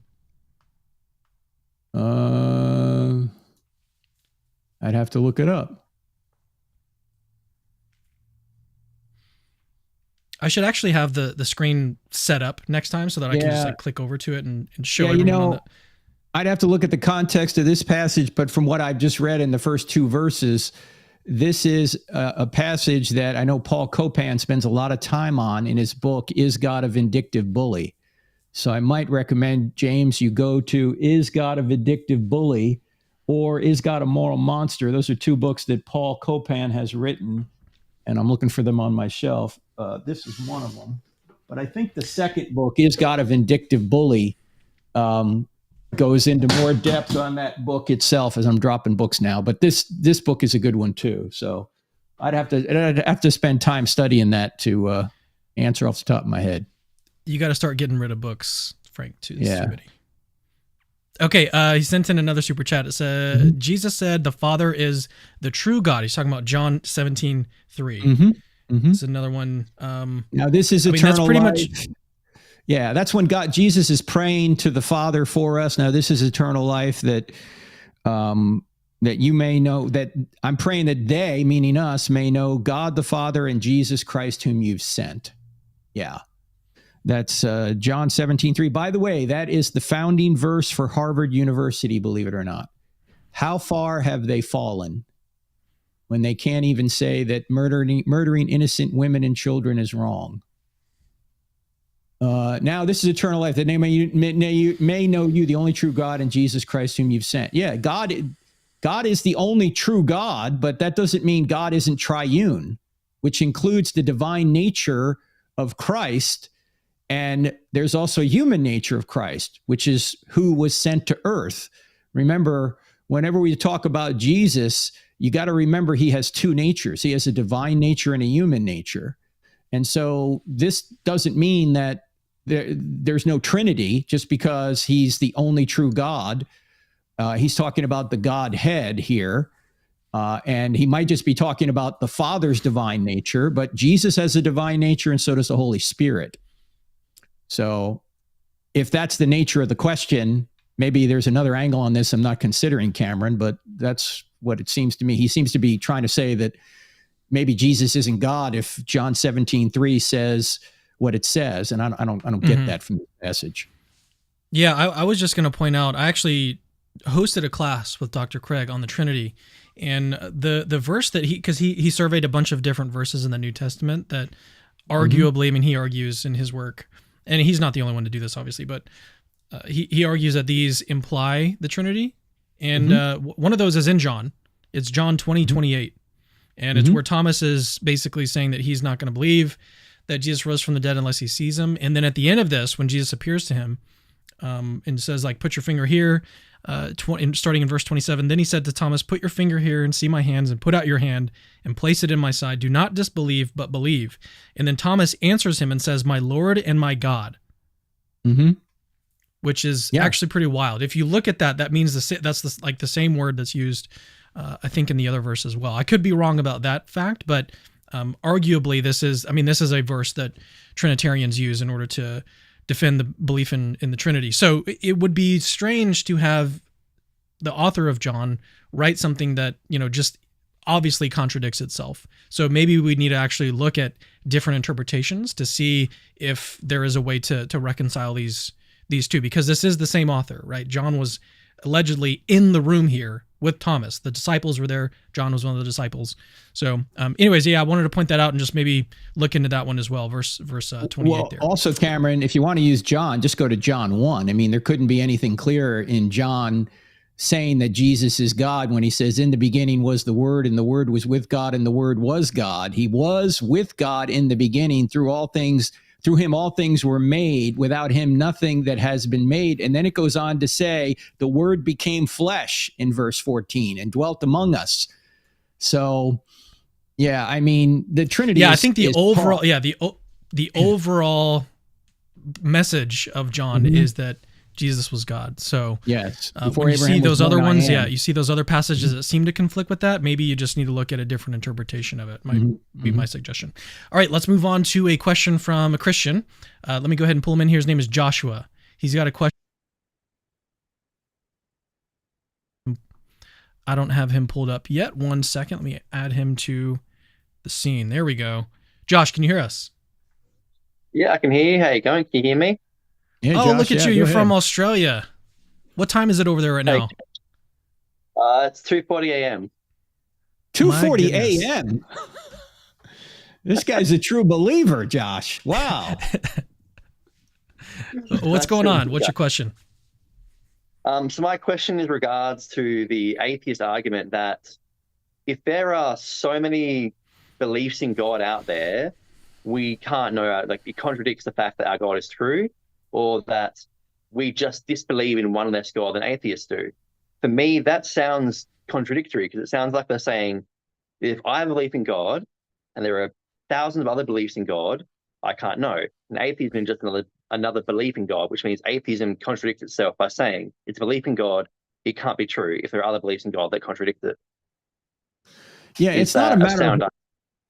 Yeah, Josh, it's not a matter of what people believe. What matters is what is true. People believe in a lot of different things. In fact, for the same atheists who say macroevolution is true, there's several different theories of macroevolution, and people disagree over it. Does that mean that macroevolution must be false then because there's controversy? No.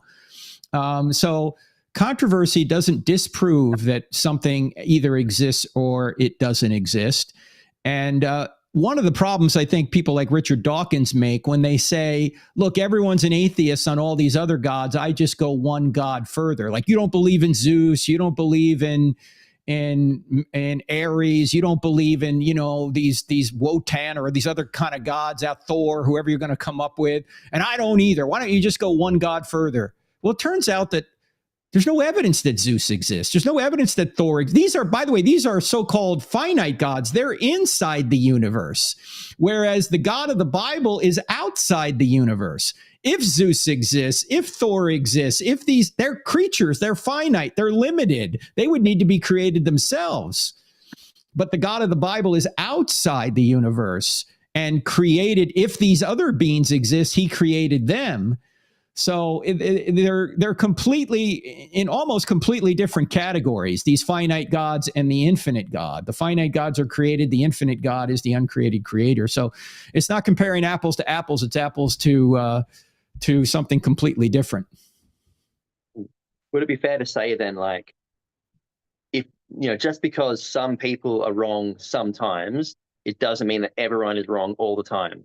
But just because some people are wrong sometimes, we can't discount every person's belief about religion. No, of course we can't. And God has given us the freedom to go in our own way, our own way. And if he didn't, then we wouldn't be moral creatures. So he's given us the freedom to believe what we want to believe. And I think he gives enough evidence for those who want to find him and be reasonably certain he exists. But he doesn't overwhelm us with evidence that if we want to go our own way, we couldn't. He's given us enough, but not overwhelming. So we are still truly free to believe what we want to believe. And I think it was Pascal who said, people almost invariably base their beliefs not on the basis of proof, but on the basis of what they find attractive. Now, that can apply to atheists. It can also apply to Christians. The question is, what really is true? And what evidence do you have that it is true? And I might also add this. Why is this universe and this reality such a reality that allows us to get evidence and to draw conclusions about the real world? Why can I use my 3-pound brain and my senses to discover things outside the world, outside of my 3-pound brain, that are true? Why can't I even do that to begin with? That seems better explained by a mind out there that created our minds. Our mind is made in the image of the great mind. And our very ability to know truth, to get evidence and draw conclusions, I think is better explained by a being like God than just materials bumping into one another. Right. That makes sense. I mean, that was all my question was. Thank you very much. All right. Well, thank you. Okay. John. Thanks, Josh. Let's go ahead and turn to a couple more super chats really quickly. This one from Kai L. Wong says, there's always one person who finally asks a question about aliens and UFOs. Are they real or a satanic deception? I asked Jimmy Akin about that yesterday, and he said, I think some of them may be satanic deceptions, but I don't know about all of them. I have no idea. He studied this. Ross has come out saying, I think a lot of these are satanic deceptions because they're doing things that physically. I'm actually trying to schedule a discussion between the two of them on that topic. Good.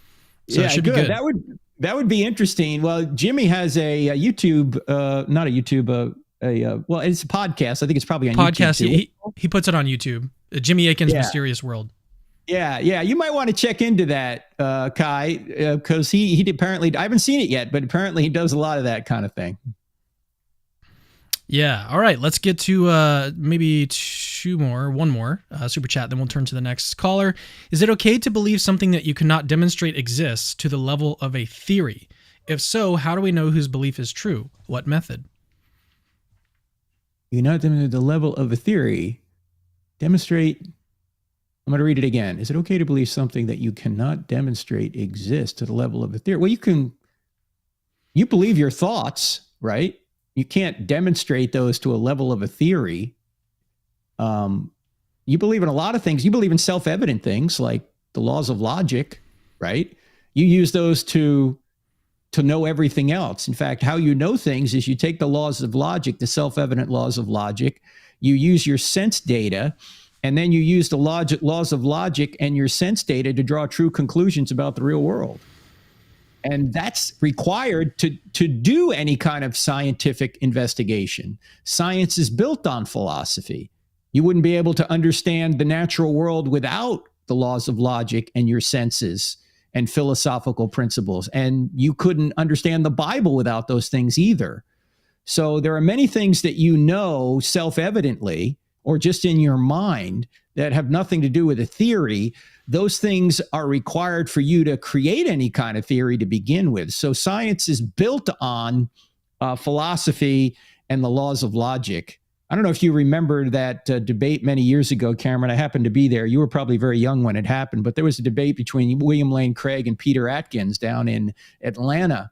And there's a point in the debate where Atkins turns to Craig and he says, "Do you deny that everything can be explained by science?" And Craig said, "Yes, I do deny that everything can be explained by science." And then he said, "For example, ethical and moral claims can't be proven by science. Neither can the laws of logic and the laws of mathematics. And aesthetic claims can't be determined by science." And then he went on to say, "In fact, science itself can't support itself," ironically. So you need certain things in order to do science and create theories that have nothing to do with science, in the sense that they're before science. They ground the scientific endeavor. Mm-hmm. Yeah, actually, I think the one that you're talking about is actually what was that filmed in the 90s? Mm-hmm. The debate that you're talking about? 1998, and William F. Buckley was the moderator. And he was really. I was 11. Yeah, I was 11 years old, and I didn't have any. Like, I was not interested in apologetics at all at that age. I didn't get interested in debate. Yeah. Oh my goodness! Wow. Yeah, it was a fun debate. And Craig was very one way sharp to put it. there. I said fun is one way to put that one. Yeah. Yeah. Peter Atkins is a character, as we all know. Yeah, I've got some more thoughts on this, but let's turn to the next caller. So this one is Grayson. He was actually he called in with Cygart. Is that who it was, Grayson, that you called in with? Yes, Cygart. And you've got a YouTube channel as well. Tell me the name of it again. Base Theory. Oh, you need to unmute. Sorry about that. Okay, there we go. Yeah. My channel's called without volume, without audio. Go. Yeah, my channel's called Based Theory, as in like a well-based theory, or the opposite of a cringe hypothesis. Gotcha. Okay, yeah. What's your question for Frank today? Yeah, so Frank might call me an agnostic, but I personally identify as an atheist, just that I lack a belief in God. Some people say lack theist. I don't really care what you call it. I'm not here to play a semantic game, but I really like Laplace's response when, he was asked about God, and he said, "I have no need of that hypothesis." So, Frank, I think that you've addressed this in a lot of ways, but I just want to ask you straight up here, like, I would agree with Laplace that I personally don't see a need for a God in the reality around us. So I would ask you, why is God necessitated by reality? Why is God necessary to explain the world around us? Because reality is contingent and God is necessary. Are there no other necessary things? Like, I mean, there could be necessitated brute facts of reality. I don't really see how that gets you to a God to explain that. And metaphysically, like in the metaphysical literature, there seem to be three different schools of thoughts on this. There's like foundationalism, where there does need to be this necessary metaphysical ground floor, but there's also infinitism and coherentism, which to my understanding are viewed as equally viable by the consensus of metaphysicists. So how do you respond to that? I just believe every effect has a cause. And I think we see so many effects. I mentioned earlier, the universe appears to be an effect. So if you reason back to a cause, you're going to get a spaceless, timeless, immaterial, powerful, personal, intelligent cause. The fine-tuning of the universe is an effect. So that would require super intelligence to fine-tune the universe to the extreme precision it is. Same thing with biology. The moral law is an effect, that it's wrong to murder people and it's right to love them. Can we go one by one here? Sorry, I don't mean to interrupt. What? But can we go one by one through those? So, basically what I'm given is the cosmological, teleological, and moral arguments. Yes. So with like the cosmological argument, I think the first premise is that anything that comes into existence has a cause, something like that. But I personally don't know what it means to come into existence. It seems to me that initial things don't come into existence and therefore do not have a cause necessitated, like if there's any initial things. So I don't really find that convincing. I don't think that the universe is fine-tuned. I would need an argument to establish that as a fact. And then I forget the third point that you brought up. I think morals, but I think that those would be preferences that would evolve for most social organisms. Grayson, can I ask you a question? I'm just curious, like where your intuitions are on this. So, Josh Rasmussen has brought up this really interesting thought experiment. Like, take anything that you know of that you know has a cause, like a computer, say, and then let's just like place that computer at the beginning, like as a foundation or like an initial item, so to speak. Would that remove the need for an explanation for you? If we put that computer and made it an initial item, would you then think that doesn't have a deeper explanation? I mean, like initial items, I think by definition don't have anything to precede them. So there could be no cause if the computer was initial. I think by definition, if something is initial, then there's nothing to precede it. Nothing itself is not a thing, so it's not an initial. But I don't think that we do see things created out of nothing. So we don't have examples that say that if something is created out of nothing, then it has to have a cause, because what examples do we have of things created out of nothing? Like when you say something comes into existence, all that seems to mean is that it's coming from some prior energy or material. So it's not coming out of nothing. So I would need the argument that for things to come out of nothing, then they need to have a cause. Yeah, the evidence shows that all matter, energy, time, space had a beginning, and whatever has a beginning. That's what the evidence shows.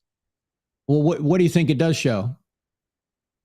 We don't know enough to be able to make such a statement that you made, that there definitely is a beginning. I think the majority of cosmologists would take a more agnostic view on that. Like, you can look at the evidence that does suggest, like from the cosmic microwave background or something, that there was like a time where the universe was much smaller, denser, hotter, more homogeneous.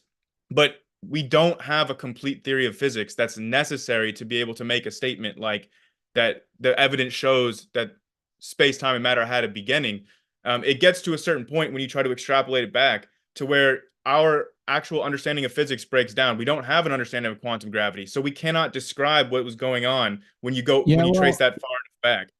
According to Alexander Vilenkin, who developed the Borde-Guth-Vilenkin theorem in 2006, he says it doesn't matter that we don't have this quantum gravity and Einstein's, we haven't married those up yet. He says any universe that on average has been expanding since the beginning has to have a cause, has to have a beginning. Doesn't say has to have a cause, has to have a beginning. He says even if there's a multiverse, which he believes in, the whole show needs an absolute beginning. Now, you know, he's personally agnostic. He doesn't, he actually said, I don't even think it needs a cause, but he says it had a beginning. Okay. Yeah, I actually don't know if I agree. I was just going to say, what's the odds-on favorite? If in all our experience, every effect needs a cause and the universe is an effect, what's the odds-on favorite? Well, like I said, metaphysically, there are three different alternatives that are all seen as equally viable, to my understanding, by the consensus in the field, like infinitism, foundationalism, and coherentism. I'm not qualified to pick among those three about which is more probable. It seems like the actual experts don't have a consensus agreement on that. What are the differences between those three? Like foundationalism obviously has this like metaphysical ground floor that you would say is a god, but there are other potential things that could be other than a god. That's foundationalism. Like what? Infinitism is basically an infinite regress, which is not mathematically, logically, physically, you can't rule out an infinite regress. And then coherentism is basically that things ground each other laterally rather than needing this hierarchical step of contingent causes. So yeah, you the second one you said there that you can go on an infinite regress. I don't know many philosophers that would suggest you could. For example, if there were an infinite number of days before today, would today have ever arrived? Sure, yeah. How would today have arrived if you had to live an infinite number of days before this one? Because, again, an infinite amount of things, you can take a slice from any of that infinity. This is integrable at any one point. You can get a set data from that.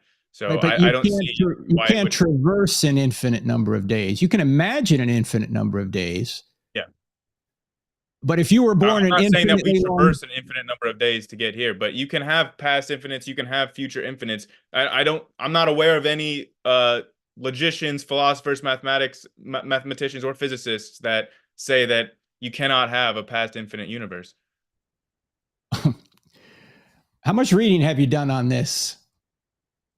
No, I mean I've looked into it from cosmologists like Sean Carroll. I've looked at it from like conversations I've had with cosmologists at my local university. I've looked at William Lane Craig even has said that there's no logical or physical or mathematical impossibility with an infinite past regression. Even William Lane Craig has said that. He says that his issue is metaphysically with that. William Lane Craig is the top advocate in the world for the Kalam cosmological argument. Yes. And one of his arguments is that time had to have a beginning, because without time having a beginning, this day would never have gotten here. Now, if time had a beginning, what could have created time? Right, Only so, something that's timeless, which is one of the attributes for what we mean by God. Let me ask you this. Well, you can have, okay. If God existed, if Christianity were true, would you become a Christian? Okay, can I answer that? But I've been trying to get in a word in edgewise real quick. I'll go back to that question, I promise. But William Lane Craig, I can get you the actual quote, the audio of him saying that you can have an infinite regress that's allowed mathematically, physically, logically. He just has metaphysical issues with it, which we could address. But that audio does exist. He did say that. I was not making that up. Valenkin also, I think that he has said that it doesn't necessarily need to be a beginning of the universe. And like what he could be referring to as a beginning, I think is a little bit different than your definition of beginning. And then to answer your question, if Christianity was true, yes, of course, I would be a Christian. Okay, so what evidence would you need to see in order for you to say, hey, Christianity is true? Yeah, I'm not as radical as maybe some other people that like you talked about earlier. Like if God did come down to me and say, you know, Grayson, Christianity is true, this is all true. If there was something like that I could, you know, interact with, see in front of me, if I could hear, talk to God, whatever, I would probably just believe it. I mean, I would always, you know, in the back of my mind, maybe I would have some doubts about my sanity, but I'm going to just believe it. I think at that point, it would be strong enough evidence. Okay. By the way, what is Or Sean I Carroll? can give you an alternative as well. The alternative would be if the Bible made like claims or ideas that were then later, like hundreds of years later, verified by the scientific evidence. Like if we did find out that Noah's flood happened, that Adam and Eve happened, if we found out that things that are said in the Bible really were true and we had scientific evidence to support them, I think that that would be enough evidence to convince me that Christianity is true. How about prophecy? Prophecy is a little bit more iffy for me if it's not like scientifically verifiable. Like if it's not something about some scientific knowledge that they couldn't have known beforehand, because there are other cultures in the world that also seem to have made prophecies that have come true. Like it was prophesied that the emperor of China would have a certain surname, and then the founder of the Tang dynasty had that surname. Like there are examples with the Oracle of Delphi and other prophecies in other cultures that came true. So for me, that evidence isn't strong enough to convince me specifically of Christianity's truth. Okay. Yeah, I highly doubt you're characterizing Craig correctly here. And Sean Carroll's position is once you get back to Planck time, we just don't know. And he says, I'm happy with that. Okay. Exactly. Yes. So, okay. He's happy with it, but that's not an explanation. Okay. Sure. Also, I might make one other suggestion. And again, it goes back to Ed Fazer. This book would be very helpful. Again, this is not, I'm recommending my books, but I'm recommending other people's books. The Last Superstition. If you read this book with an open mind, Grayson, I think you'll get some good philosophical insights, because he kind of explains a lot of philosophy to the average person like me that doesn't get it unless it's explained in an easy way. And he does a good job of that. There's also another argument for God that we haven't mentioned here. It goes back to Aristotle, and it's picked up by Aquinas, and it's called the fifth way to argue for God. And essentially what it says is that all of nature is going in a direction. That, for example, why does an acorn, if it's properly nourished, always go in the direction of becoming an oak tree? Entropy. Why does it become an elm tree or a birch tree or a seahorse? Because it's programmed to become an oak tree. Now, is an acorn conscious? Is an acorn in the ground thinking, all right, what do I have to do to become an oak tree? No. But following deterministic laws of physics. If it's properly nourished, it always goes in the direction of becoming an oak tree. If it doesn't have a mind of its own, and it doesn't, yet it's reliably going in a direction, there must be an external mind directing it toward an end. That's the leap of logic that I that? can't follow. Why does it do what it does? Because it's just obeying physical laws of laws. Where do laws come from? Where do laws come from? Well, laws are descriptions that are made by humans to try to match what's observed in reality. So it just seems like reality is a brute fact. So before there were humans, were there such a thing as laws? No, there's just reality. Humans had to construct laws to explain reality and predict There were no physical laws before humans. There was no laws of physics, no laws of chemistry. Oh, those are obviously constructions used to describe reality. Reality still existed. Yeah. The laws themselves. Okay, I see what you're saying, but the laws, the forces that we're describing by laws, did they exist? Yes. Okay, so they existed. Why did they exist? And why do they do the same thing over and over again? So is this kind of like asking why is there something rather than nothing? No, it's I think it's something. The question is, I clicked the wrong scene. I was going to say, just to kind of help clarify a little bit. It seems like this is almost like a fine tuning type question. Robin Collins has his version of the fine tuning argument. He does have one that actually looks at it from the perspective of like the set of natural laws. Like obviously you can look in particular at like the constants, the actual values of those constants, and wonder, why do they take those constants specifically? But you can also ask more generally, why is there something like a law of gravity at all? So there's two different ways to kind of cash it out. So this is, I think, what Frank is kind of getting at is like more of like a fine tuning type. So I think that I can actually use Frank's argument from earlier to answer this question of fine tuning, because earlier a caller asked Frank, about other potential worlds where God created people that have free will but freely choose not to commit murder or whatever. And Frank responded with that as saying like, well, all we have is the world that we're in. So could those other possible worlds exist? Sure, I don't know, but why would we think about them if this is the only world that we have? That's how I feel about fine tuning, is that I would need an argument that's saying that those other possibilities where maybe a certain law of physics behaves a certain other way, why should I believe that those are actual possibilities?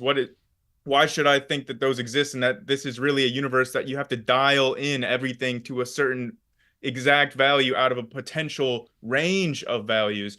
I don't see a reason to think that the universe is that way, when just in reality, every time we make an observation, these values are the same. The laws of physics are the same whenever we check. So I would just say that it's the empirical track record. And it just seems to be that reality is that way as a brute fact. Here's one way to think about it is take the hypothesis that atheism is true, or that no God exists, or that naturalism is true, whatever, and then ask the question, well, what is the probability that we would observe the world that we do? A world, we can just limit it to the world with the set of laws that we have. Do you think that atheism predicts this type of world, or? I think that the question is kind of incoherent, because you can't do probability calculations if your sample size is 1. Like, we can't look at any alternatives or possibilities or ranges to determine an actual probability for our universe, because it's just 1 out of 1. We only have one universe to compare to. Yeah, the problem is, though, of the 3 possibilities for fine-tuning, one is physical necessity, which is what you're saying. The other is chance, which really isn't a cause at all. It's just a description mathematical possibilities, and the third is design. There aren't many cosmologists that I know of that say that this universe physically is necessary to exist as it does. And to say, you seem to be given a version of the anthropic principle which says, well, of course we couldn't observe these attributes of our universe the way they are unless they were the way they are so we could exist. But that doesn't explain why we exist. It would be like, as philosopher John Leslie said, imagine you were put before a firing squad of 100 trained marksmen on trumped up charges, and you hear the ready, aim, fire, and you hear the guns go off, and then you observe you're not dead. Does the fact that you can observe you're not dead explain why they all missed? No, it doesn't explain why they all missed. You're saying, oh, maybe this was maybe just trying to scare me. They had blanks in their guns, or they deliberately aimed away, right? Because you exist doesn't explain why they all missed. And when you look at our universe, as even atheists, I mean, it's not really even controversial that the universe is fine-tuned. I mean, even Christopher Hitchens and Richard Dawkins said this is the hardest one to answer. The question is, why is it fine-tuned? Grayson, it does also seem like the response that you gave to the question that I asked also assumes a specific interpretation of probability called frequentism. Are you familiar with that interpretation? Like the idea of like an objective probability, right? Rather than like a subjective. Yeah, but it's based on frequencies and trials. So like you said, there is no other trials that we can sort of compare this to. That faces there's pretty significant problems with that, but we don't have to rely on that interpretation of probability. We could rely on Bayesianism. There's other interpretations. I would just say those three different options that Frank put out, I think that those are the only three options if we have a complete knowledge of physics and the mechanisms of the universe. Like, if we had a complete understanding, then those are the three options, right? But when we don't have a complete explanation, like it could be that these are necessitated, like the laws of physics are necessitated by some more underlying physics. But I think that because we lack a complete theory of the universe, a complete working understanding of the universe, then I don't think that I'm certainly not saying that these are necessary. These values of the constants and the laws are necessary. I'm just saying that I don't see a reason to like think that they're fine-tuned. I personally don't think that the universe is fine-tuned. I don't think we can declare that as if it's a true fact of the universe, because I don't think that we know enough to be able to have any sort of certainty or confidence in declaring that the universe is fine-tuned. Like, you can change numbers in a formula around, and that can change the outcomes. But I'm just seeing that as happening on paper or in the heads of the physicists manipulating these variables around. I don't see a reason why I should think that that's reflective of actual possibilities for reality. So I'm not saying that these things are brute facts. I'm just saying I don't know enough to say that. Well, a minute ago, Frank, one more response from you, and then we'll turn to another caller. I was going to say, a few minutes ago, you were claiming somehow that cosmologists, the consensus was we didn't know how the universe began. And yet now and I don't even think that's true, but now you're saying that the consensus view that the universe is fine-tuned is wrong. Because I don't think that that's a consensus view by any means. Oh, it surely is. It surely is. It's far and away the majority view among cosmologists. That's why even atheists are admitting. That's why they come up with the multiverse. Nobody would be talking about the multiverse if this universe didn't appear fine-tuned. I think that there are plenty of other reasons to be talking about a multiverse that have nothing to do with fine-tuning. But I think that what they mean by fine-tuned is a little bit something different than you mean by fine-tuned. They're just talking about in their actual equations, if they change the values of constants or the way that these laws work, then they get different results. And that's what they're talking about with fine-tuning. But that doesn't reflect that the universe is fine-tuned in the way that you're talking about, where it needed to be created a certain way. As Hawking himself said, if the expansion rate of the universe was different, by 1 part in 1,000 million a second after the Big Bang, the universe would have collapsed back on itself or never developed galaxies. It's on a razor's edge. So that's Hawking. Doesn't mean that it could be, though. It doesn't mean that it could have been different. It wouldn't be here if it hadn't banged just like it did. But we can. By the way, the argument I was going down, which we didn't have a chance to complete, was Aquinas's fifth way, which is not a Big Bang cause. It's a present cause that you need a mind right now to keep the universe doing what it's doing. But that's what Phaser will help you with. Okay, I'll take a rain check on that. All right. Grayson, I really do appreciate you calling in. I've enjoyed every time that you've called, so feel free to call again in the future. I did want to mention though, have you checked out any of Luke Barnes' work on fine tuning? Luke Barnes, no, I'll have to look into that. Okay, he wrote a book with an atheist. I think he's atheist. He could be agnostic. A physicist that is definitely not atheist.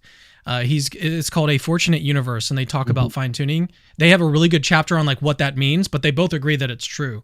And they're both physicists, so you should check out that book. I would just clarify that I think that you can find physicists who will say it's fine tuned, but you can also find others that will say it's not. I don't think that there's a consensus in the physics community about whether or not the universe is fine tuned, because I don't think that there's evidence for these other possible universes. And if there's not evidence that you could have these different values, then I don't think that there's evidence for fine tuning. That's where I'll leave it. Okay. All right. Thanks for calling in, bud. Okay, let's do one last thing, Frank. So we do have a couple other callers that are queued up, but if you got to go because we've been going a while, then we can kind of end things now. Okay. All right. So the next guy's name is Timothy Chalamet. Actually, let me see if I can pull him in. Did you see Dune, by the way? I haven't, but before we go, let's mention again and you're not asking me to do this, but one of the purposes we're doing this is for support, and people are coming in and out. So give people a minute as to your support situation, Cameron. Yes. So, since this is a live stream, if you guys are just tuning in, or maybe if you've clicked around in the video, you didn't hear what's kind of going on. So this is part of a fundraiser that we're doing, this video and the series of videos we've been doing with the call-ins. So Capturing Christianity right now, we are in a deficit situation, which means that we're not pulling in enough money in monthly donations to cover our expenses. Our expenses are already bare bones. It's basically just payroll at this point. So we need some help to get to the break-even point in terms of our monthly donations that are coming in. And to get to that point, we're doing a fundraiser. And the fundraiser is in return for any support that you give Capturing Christianity. We've got a couple things that we're giving back to you. We've got this really great PDF on gospel reliability. It's available to anyone that signs up on our Patreon. Patreon.com/Capturing Christianity is a way to get to our Patreon, get your hands on that.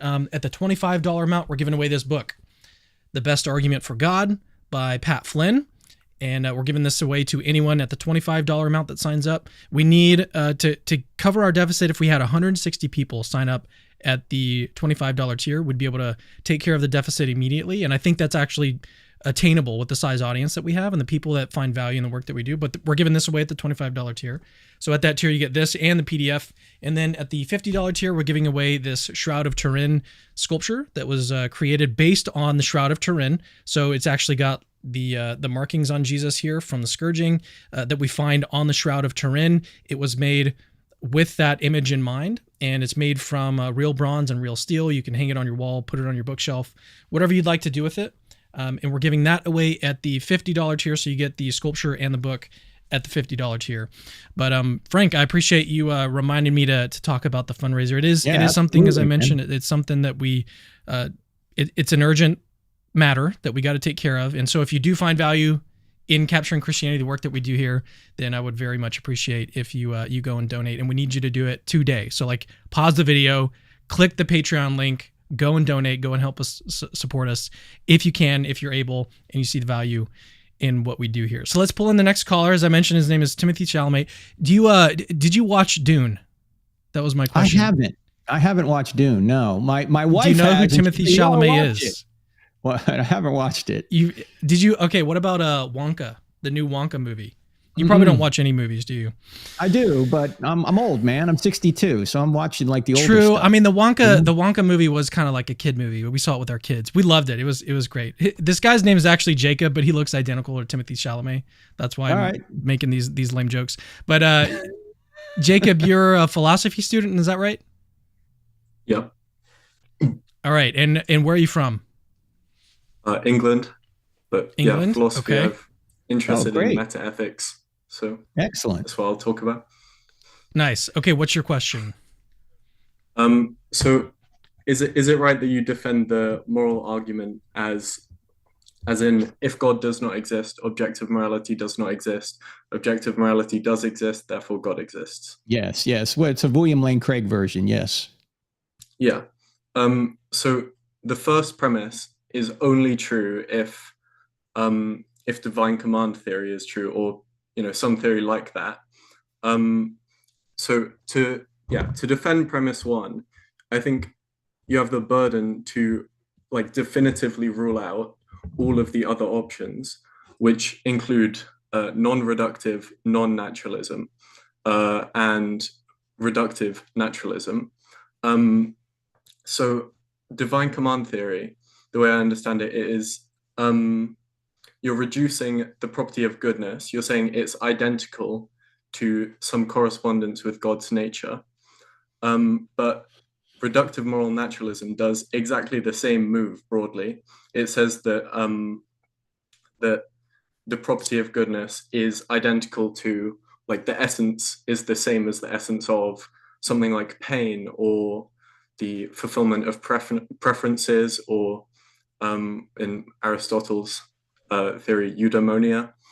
And non-naturalism would say that moral facts are kind of their own type of facts. I don't know if you know William Lane Craig's theory of counterfactuals of creaturely freedom. He says that they're ungrounded facts, of their own type. So I'm interested in hearing your objections to those views, because one that you already said was you don't think that goodness could exist if there's not some sort of purpose to the universe. But I think that a counterexample to that is God. It makes sense to say God is good, but I don't think that God's goodness comes from a sort of functional goodness, or fulfilling a purpose that there is for God, because, well, God is good in himself. So that shows there's some things that are good in themselves. And also, it seems that there's better and worse ways that God could have created the universe. But if goodness just means corresponding to the teleology of the universe, then that doesn't make sense. So I'm interested in your thoughts on that, basically. Yeah, great question, Jacob. When you say that God could have made the universe better, by what moral standard are you saying better? Well, an objective moral standard of, well, because you and I are both assuming that objective morality exists. But so, I mean, it seems very intuitive that if God created the world specifically to be a torture chamber, and that was its purpose, it seems that it would be a worse world than the world that exists. Would you agree? Right, but that's assuming that human beings have some sort of value.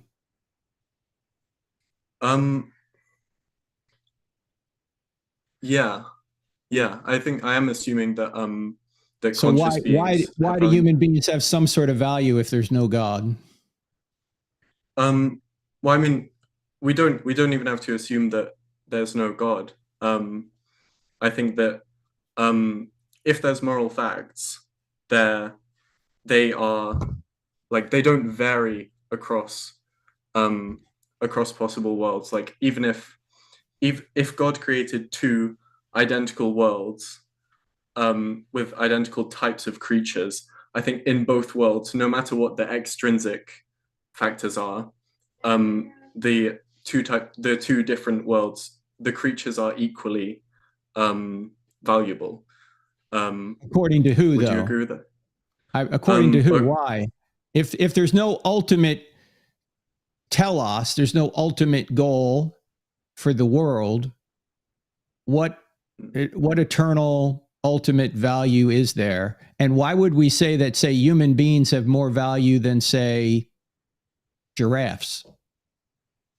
Well, human beings have more value than giraffes, probably because they're of a specific kind, which is they can reason and they have Why is reason they a have good access thing? to moral reasons. Why is reason a good thing if there's no reason to be reasonable if there's no ultimate purpose? Yeah. Well, what you're asking is still relies on the assumption that goodness requires teleology. Yeah, it does. But Yeah, that's what I'm saying. Yeah. Can we go back to, do you think God has a purpose? Well, God's purpose, I mean, in himself, he doesn't need us. He didn't have to create. Like, he could have not created, because if the God of the Bible is the true God, he's triune. So he had love from all eternity, a lover, a loved one, and a spirit of love. So he didn't need to create, but he decided to share his creation with creatures made in his image. And one understanding of made in his image is we're finite representatives of an infinite God, and we are his representatives in his creation. And we do have mind, emotion, and will that is not just different in degree, but also different in kind, as you just implied there, more so than, say, the giraffes. And he has an ultimate purpose for us to know him in a way that we can be redeemed and then ultimately live in community with him and other loved ones who want to be in community with God for eternity. So there's a purpose, there's a telos there. If there's no ultimate meaning, or should say ultimate end for us, goal meaning, then short-term goals are just arbitrary. They're just subjective. I think, but that's not about whether God has a purpose. Like, because does he have a purpose for us? Do you mean? What do you mean? Does God have a purpose? Like, because you were saying that for something to be good, it has to be like designed for a reason, and it fulfills that reason. Is that right?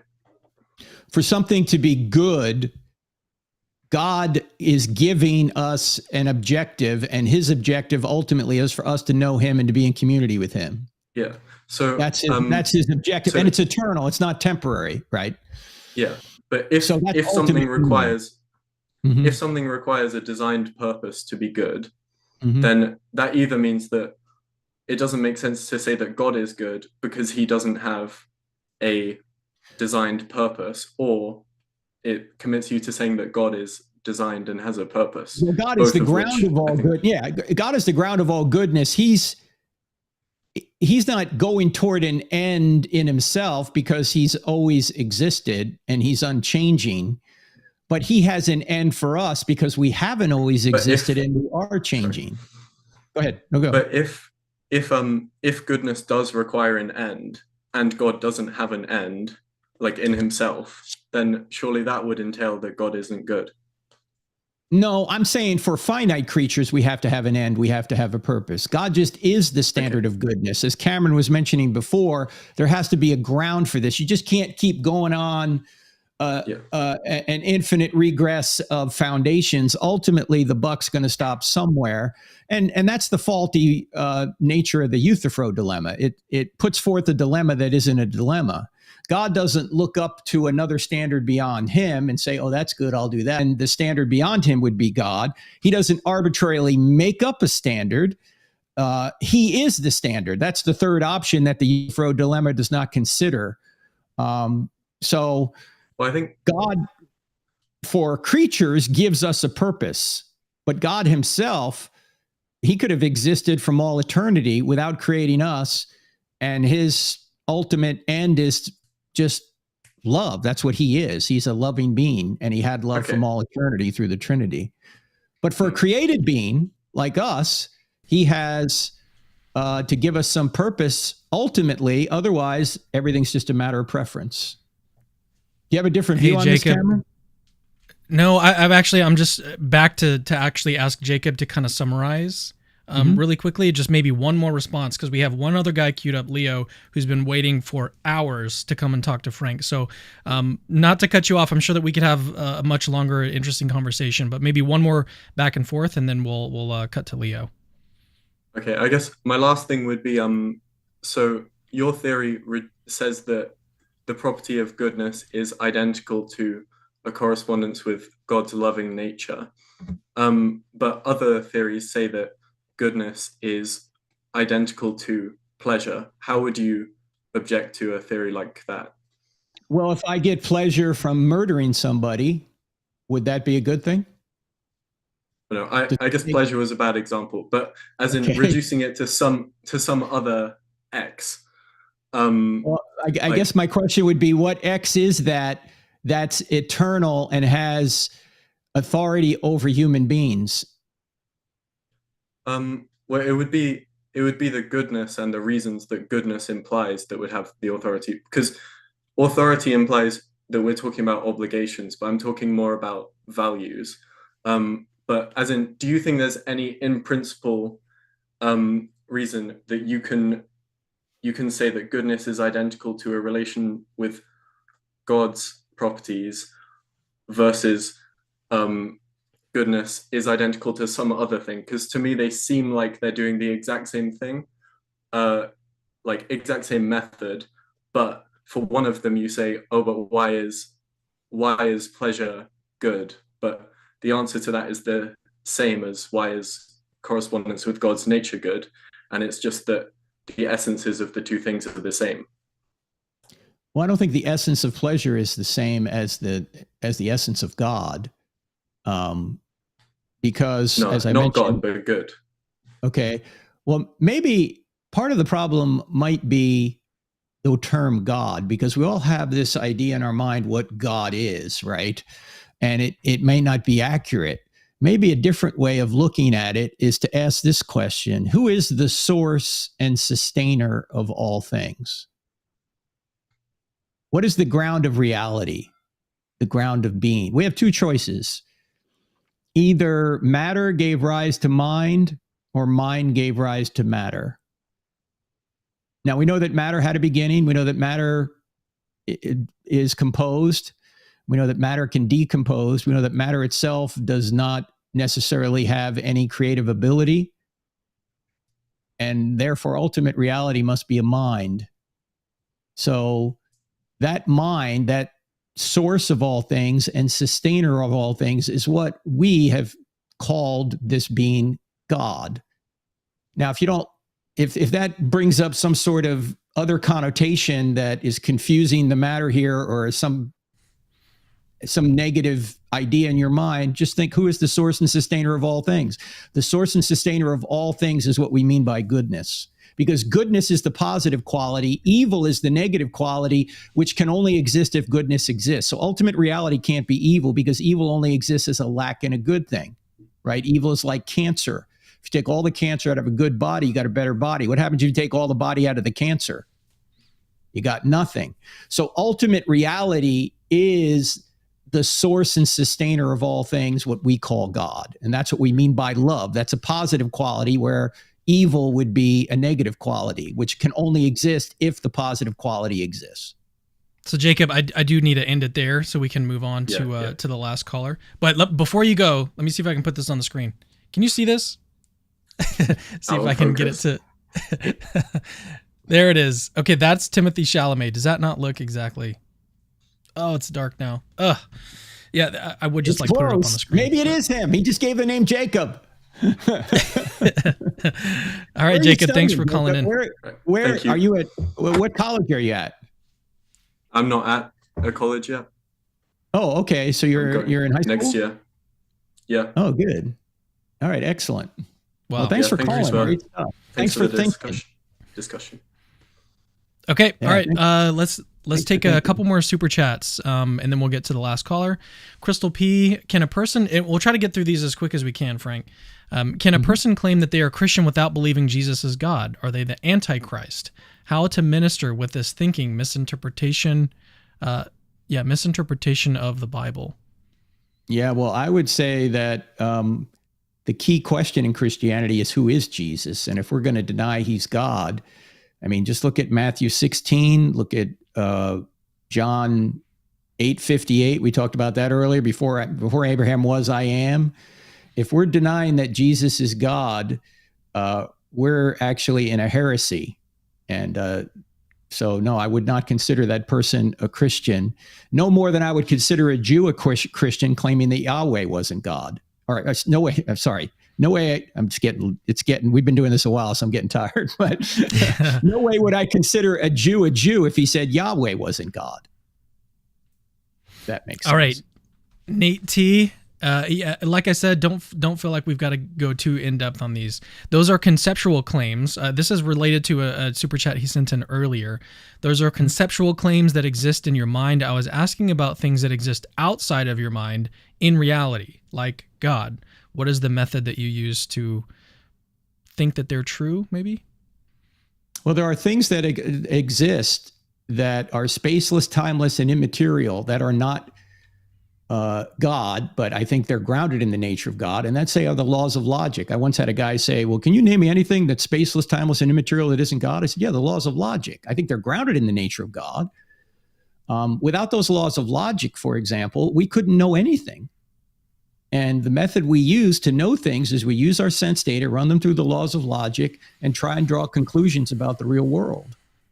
That's called epistemology. That's how we know things. And some of these things are self-evident. You know them as soon as you know what the concepts are. You know that, say, opposite ideas cannot be both true at the same time and in the same sense, right? The law of non-contradiction. Either God exists or he doesn't, but not both. It's one or the other, right? The law of the excluded middle, which says there's no middle alternative. Either say you are pregnant or you're not, right? It's one or the other. Either God exists or he doesn't. It's one or the other. So these laws you use in accord with your sense data, and you discover truths about the real world. And they're outside of our minds. Our minds access them and use them. I think they're grounded in the nature of God, but they're not human constructs. They're not made in our minds. They're accessed by our minds. Yeah, I mean, I think the easiest response is just use your probabilistic reasoning, inductive, abductive reasoning. Just use that and apply it to whatever you're trying to look into. Devin Greer has Shiba Dog shaking his hips saying thank you. It's just a thank you sticker on YouTube, but it's displaying weird here. So I don't know what that looks like, but thank you for the super chat. Thanks for the super thanks. Okay, Thoughtful Theology says, not a knockdown argument here, but it just really seems like morality's grounding would be in something personal in nature, given that its effects are unique to persons. This was mainly just a super chat to support Cam. I really appreciate that. But do you have any thoughts on this, Frank? Of course, I think God is personal. How can he issue commands if he's not personal? Right? Well, this one is I think agreeing with your view. Right. Yeah, and just saying seems like it's got to be personal because its effects are unique to persons. And it's an effect that laws come from lawgivers, and persons issue commands, not inanimate objects, abstract objects, as was talked about before. How does an abstract object say, Cameron, you need to love your wife? And you're obligated to do so? No, an abstract object can't do that. Only a person can, or a personal being. Yeah, was it J.L. Mackie that had an argument against objective morality? It's been long for me too, so I don't know if this is accurate. Guys, correct me in the comments if it's not, but there's an argument from queerness, I think, is the argument that he gives, which is that morality is just a very odd thing to exist. And so you've got to use, some theists have actually latched onto that and tried to say that, well, actually, the weird facts about morality are actually best explained by a person. Maybe that's kind of what thoughtful theology is kind of getting at here.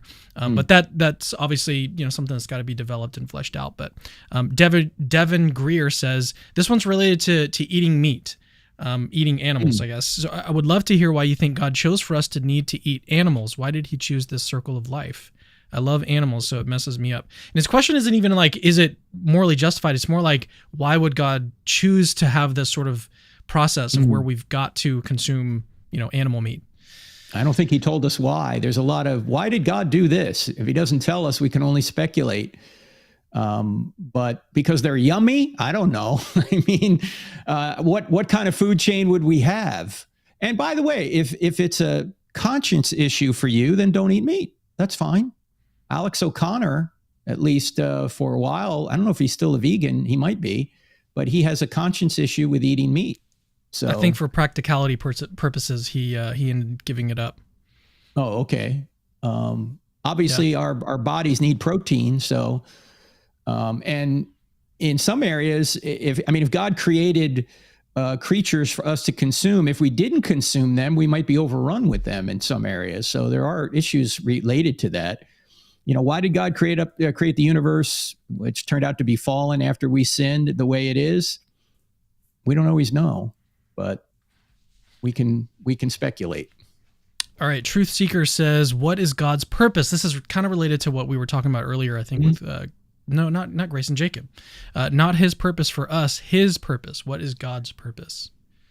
All we can say is that God created for his glory, which that's what the scriptures say, and that he wants us to know him and also for us to make him known. So we participate in, as Aquinas said, I think it was Aquinas, maybe it was Pascal, who said he gives us the dignity of causality to affect not only time, but eternity through what we do. And so he created creatures that he could love, and that's us. Did he have to? No. But he did, because maybe a loving creature wants to share his love with other creatures who he creates in his image. That's all we can go on. I don't know if you have any deeper insight to that, Cameron. No, it gets me to think about the question of like whether or not purpose is something that can only be given by an external agent, I suppose. It's got to be something that's personal. So like, the purpose of anything that I create is imbued its purpose by me, something that is extrinsic or outside of that thing, right? And so obviously there's nothing, if we're thinking about theism in the sort of classical sense, there is nothing that is outside God that created God with some sort of purpose. And so if the question is there some sort of like external purpose to God, the answer is no. It's got to be no. But then where I'm not really sure about, and what I would have to put more thought into, is like, is there such thing as an intrinsic purpose, something that can have some sort of purpose that is not given to it by some external thing? And that I'm not really, I'd have to think more about that. Well, I mean, you can have a purpose, right? You can have a purpose to say, eat a dinner, right? I'm feeling hungry. Give myself a purpose. Yeah, I mean, you have a purpose. You have purposes we have a purpose to do this live stream, right? Yeah. So then it would depend on what type of purpose is in question here. So is it the type of purpose that exists outside of you, which in that case, the answer is no in the case of God. But then is it possible to give yourself purpose? And if we apply that to God, then yeah, God could give himself a purpose to do this or that. So then, yeah, I guess it would come down to what's ultimately meant with that question. But let's do this. All right, let's pull in the last caller. We've got through all the super chats. Someone else did send one in, but it was a response to someone else. So let's pull in Leo. Is that correct? And Leo, how do you pronounce your full name? Oh, you muted yourself? Okay. Yeah, I asked them to unmute, but I have it to where they can't unmute themselves unless I ask them to. So, Leo, is it Leophilus? Is that how to? Leophilius. Leophilius. Okay. Is that your real name, or is that just like lions. No. Okay. No, it's just a YouTube moniker. Okay. I've seen your stuff like every now and then, but I haven't watched. I don't think like a full video or full debate. I know that you do debates, but yeah, maybe just give us a little bit of your background before we get to your question. Yeah, I have a small channel where I just talk about topics usually in physics and philosophy. I do a little bit of politics stuff, but those are the areas that I find most interest in, particularly cosmology and quantum mechanics. And then, I don't know, I really like metaphysics. I don't know why, but metaphysics really just kind of, it tickles me a little bit. That and philosophy of science, I should add that one. Okay. So, yeah, what's your question? And try to be nice, because we've been going for a while. We're both a little bit exhausted here. So, well, so what I really wanted to do was present an argument, present the logical argument from evil to Frank, and just kind of see how he responds to it, if I may. Sure. Go ahead, man. So I'm going to give it in syllogistic form just to make it, really easy to engage with. Premise one if God exists, then there are no pro-toto evils. And by pro-toto evils, what I mean is things that are evil, all things considered. Premise 2 is there are pro-toto evils, and so the conclusion would be, therefore, God does not exist. Okay, again, I would argue that there's no such thing as evil unless there's good, and there's no such thing as good unless God exists. So the argument presupposes that God exists, doesn't nullify God existing. Well, it seems to me that that seems to be begging the question against the argument. Well, the question is, how do you define evil? I would define evil as those things which ought not to occur or ought not to be permitted, all things considered. Okay, well, now when you're in the realm of ought nots, there has to be someone who has decided what ought to be. So who is that? God. This is an internal critique. So the argument grants that God exists and is the ground of morality. Oh, okay. Well, then, so the question run through again, are you saying essentially that I thought the conclusion of the argument was that God doesn't exist? That's correct. Well, then how can the argument assume God does exist to say he doesn't exist? Because it's an internal critique.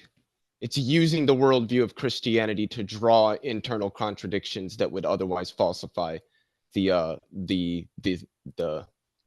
ideology. So, okay, so essentially you're saying that if we're assuming God exists, and I'm sorry, I'm tired, Leo. We've been doing this for almost 3 hours. No, but it's all good. Yeah, you're assuming that God exists in order to say that there is a standard of goodness or rightness out there or morality out there. But there are things that occur in the world that don't meet that standard. And if God existed, he would prevent those things from happening. Therefore, this God doesn't exist. You could say prevent from happening. That's not like a wrong way to put it, but I would say that they would just be unpermitted by God. That God's moral perfection mandates that he seeks what's best. And if so I would say a better world would be one where the Holocaust didn't happen. And so if that's a better world, and by God's moral perfection, he necessarily seeks what's best, then it seems that that would be the world that God would have instantiated, is one where something like the Holocaust does not happen. But we observe a Holocaust. So that seems to suggest that a God, at least one that is both all-powerful and morally perfect, it does not exist. Right. The problem with that is that it assumes that there can't be any goodness that comes from these so-called awful events. And we don't know that. There's no way we could know that, because and we've already kind of covered this, if it's the same objection, probably in the first or second question we had, that there's this enormous ripple effect for every event that occurs. I mean, we can even just think in our own lives, right? In order for us to even exist here right now, our parents had to meet, their parents had to meet, their parents had to meet. I mean, all these ripples that have occurred for us to even exist, and we can't foresee what happens when these things do exist. And so we could see an awful event, like say a baby dying, and we go, why did the baby die, right? I mean, that doesn't seem to make any sense. Oh, okay, yeah, it's a fallen world, but why did this baby die? I don't know, but I know why I don't know. I'm finite. I'm inside of time. I can't see the end from the beginning. But if there is a God, he's outside of time, and he can see that perhaps this baby dying today at least partially ripples forward to bring forth a great evangelist that saves millions of people 500 years from now. I can't trace those ripples. Leo, would you say that that's a denial of premise 2? Just to kind of remind the audience that the premise 1 is, if God exists, there are no pro-toto evils. Premise 2, there are pro-toto evils. Sounds like he's denying premise 2 here. I think I would put it in that category. It seems to me that he's saying that, well, these evils that occur might actually conduce much greater goods. And we don't know that because we're finite beings. God is not finite, so he would know that. And that's what justifies his permission of that evil event. Is that right, Frank? Yes, and I would also add the fact that we're dealing not just with time, but with eternity. And this is why Paul says in 2 Corinthians 4 that we keep our eyes not on just what is seen, but what is unseen. For what is seen is temporary, what is unseen is eternal. So we're not just dealing, I agree with you, if we're talking about just time. There are so many things that happen in this world that justice never appears to come. But if there is another world where justice can come, and by the way, the only being that can bring justice is a being that himself is the standard of justice and has the knowledge and power to right all wrongs in the end, and the only being that could do that would be a God like the God of the Bible. Okay, so my response to that would be really just to ask, is it possible that God could have achieved those greater goods without the permission of the evil event? Well, I suppose it's possible, but we don't know if it is, right? Would that be better? Would it be better to allow for those greater goods without having to have an evil event come before it? Well, I see the problem. Yeah, the problem is, as I mentioned earlier, could this be a better world? Of course it could be. One less rape, one less murder, be a better world, right?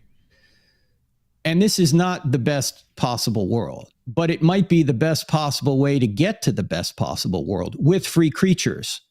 Because what God can't do is force free creatures to do what he wants them to do, because then they wouldn't be free. So any world God creates, he's going to create a world, if he creates a world with free creatures, where people are going to rebel, where evil's going to be done.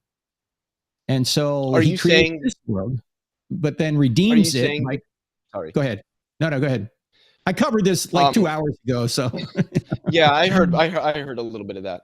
Are you saying that the existence of free will necessitates the existence of evil? Because I don't personally think that's true. No, I think it's entirely possible to have a world with rational moral agents such as ourselves, where they all possess free will in the libertarian sense, yet none of them ever choose freely to do evil. And it seems to me that such a world would be better than this one. And if God's morally perfect, he always seeks what's best. And if he's all powerful, he can actualize what's best, assuming it's logically consistent. And I think this is. And so it just seems to me that it would follow, particularly from God's perfect rationality, that he would just create such a world where we all have free will in the libertarian sense, and we all freely choose to never do evil because there is no logical contradiction there. And so it's a logically consistent state of affairs. Yeah. What's logically possible is not always actually achievable, though, right?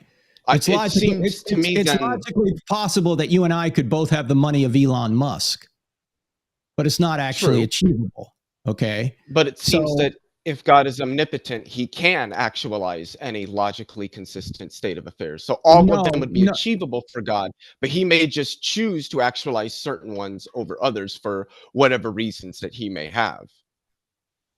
No, because with free creatures, God can't force them to do what he wants. So he doesn't in this world. Right, but maybe that world isn't actually achievable with free creatures. At least a world where people don't go through this intermediate state where they have to make a choice and learn from the great difficulties and troubles that come with disobedience. Once they go through this, then they have accepted the redemption that Christ provides. And then they go to a world where we tried that before. We know that's not going to work. And they have been redeemed and their sin nature has been obliterated. Well, Frank, is that the only theodicy that you forward, free will? Or do you have other theodicies that you appeal to? Well, that's the primary one I use. Okay. What other? I mean, there is a satanic theosity, right? That you could have. Well, there's evil forces in the world that bring about some of this. I mean, that's part of it. I didn't mention it. Yeah. Soul building is one of my favorites, and I think that does maybe address your question a little bit better, Leo, because it some of those do entail suffering, like courage, sacrifice, forgiveness. Like a lot of these moral properties, like literally entail or require and necessitate. I should specify that as I present it, I refer specifically to evil and not suffering, because I don't consider those to be synonymous with one another. Leo, so I'm just referring to anything that oughtn't occur, all things considered. Maybe this question is out of bounds, and you don't have to answer it if you don't want to. But I sense that something personal has happened to you has been very painful, just by the sort of countenance you've had when we started to talk about this. You don't need to talk about it here. But I do want to say that if that's happened to you, answers that I'm given aren't going to resonate, because you don't need some philosopher to come along and say, well, it's possible that, the ripple effect and soul building, as Cameron said, and these are, when you're going through difficulty, you just came through difficulty, you just got smacked in the head by life. You need a person to come aside you, a pastor, a friend, and they just need to be with you. There's a time later to air all this stuff out and see if you can philosophically reconcile this with the pain you felt. Maybe now is not the time. Maybe it is. I just get that sense. That's all. Oh, I've definitely gone through some painful events in my life, but for the most part, I think that I've evolved past those. I did want to respond to the statement you made before Cameron had mentioned soul building about this achievability, because it seems to me so. Actually, maybe sorry, you Leo. disagree with this, Frank. If you don't mind, we've been going a while, so I'd like to actually maybe ask you a question really quickly, get your thoughts on it, and then I think we do need to kind of close it out because, as I said, we've been going a while. Right on. The question is, what are your thoughts on skeptical theism as a sort of undercutting defeater for? You don't really give a defensive premise to. You just mentioned the syllogism. So how would you think, or how do you see skeptical theism interacting with your second premise there? So the way that I view skeptical theism is this idea that there are evil events that occur in the world, and God may have justifying reasons for the permission of those events that we, being finite beings, clearly don't have access to. And so from our perspective, these events seem evil.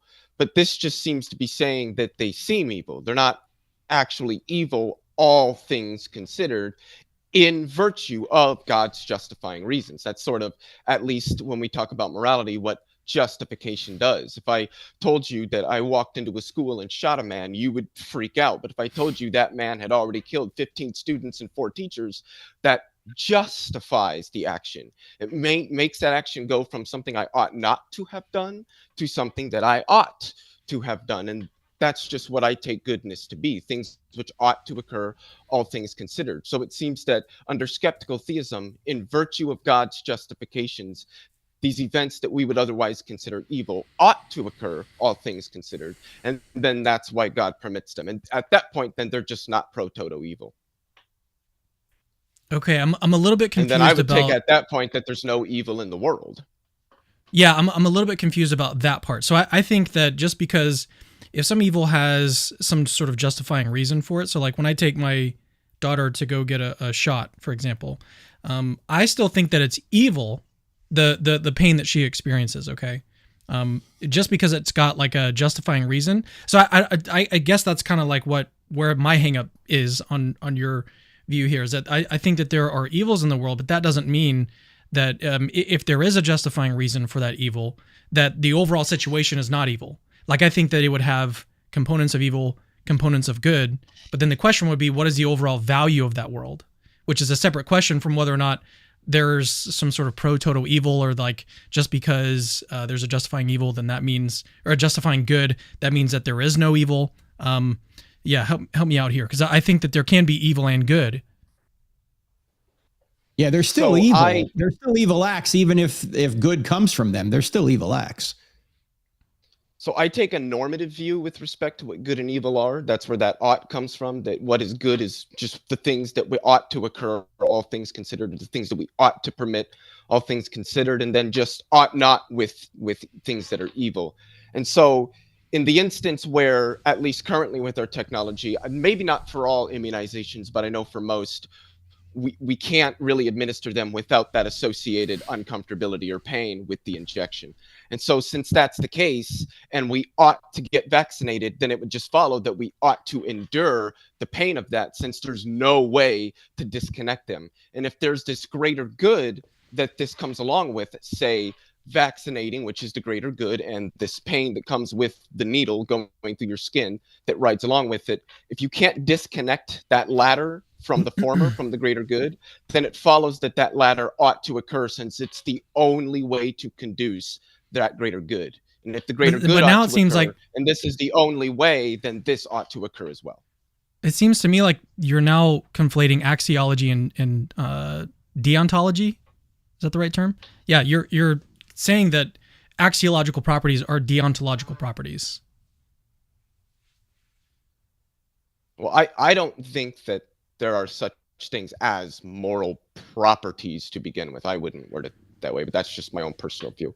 All I'm really saying is that if there's this greater good, and it's good, so it ought to occur, all things considered, but you have this associated pain with achieving it, that pain ought to occur as well, unless there's other ways that don't include the pain to achieve that greater good. But if there's not, you have to go through the pain to get to that greater good, then it just follows that that pain ought to occur. Yeah, but that doesn't, it just doesn't, I'm not saying why that would entail that it's good. Because it's like a rape, for example, something to be good. Well, let's say that there is some sort of justifying good for some really terrible thing, like in the case of a rape. Okay, and your claim would be that there is no evil that occurs here because that ought to occur in order to bring about some greater good, like maybe forgiveness down the line. But that just seems to me to be wild. If this violation ought to occur, and there's no other way to get to the greater good other than this violation, then yeah, that violation ought to occur. It's good. It's good in virtue of the fact that it's what ought to be done. There's no other way. Yeah, see, that would be... I mean, like if aliens came to Earth and said, you had to violate this human, or we're going to literally wipe all life. This is extremely contrived. I understand that, but it makes the point. Or otherwise, we're going to wipe all life off the planet. I just don't see why that would entail that it would be good. It seems to me like that would just be... Again, the fact that there's an evil here, and then there's a good thing that can come about as a result, but that doesn't mean that the evil goes away. I'm still not seeing. That's because of how I define good. Because what is good is what ought to occur, and if this path is the only way to get to a greater good, if the greater good's a good, it ought to occur. Then what we have to do to get there ought to occur. So let me then go back, and Frank, feel free to come back in if you Or go ahead. We can also probably wrap things up too here pretty quickly.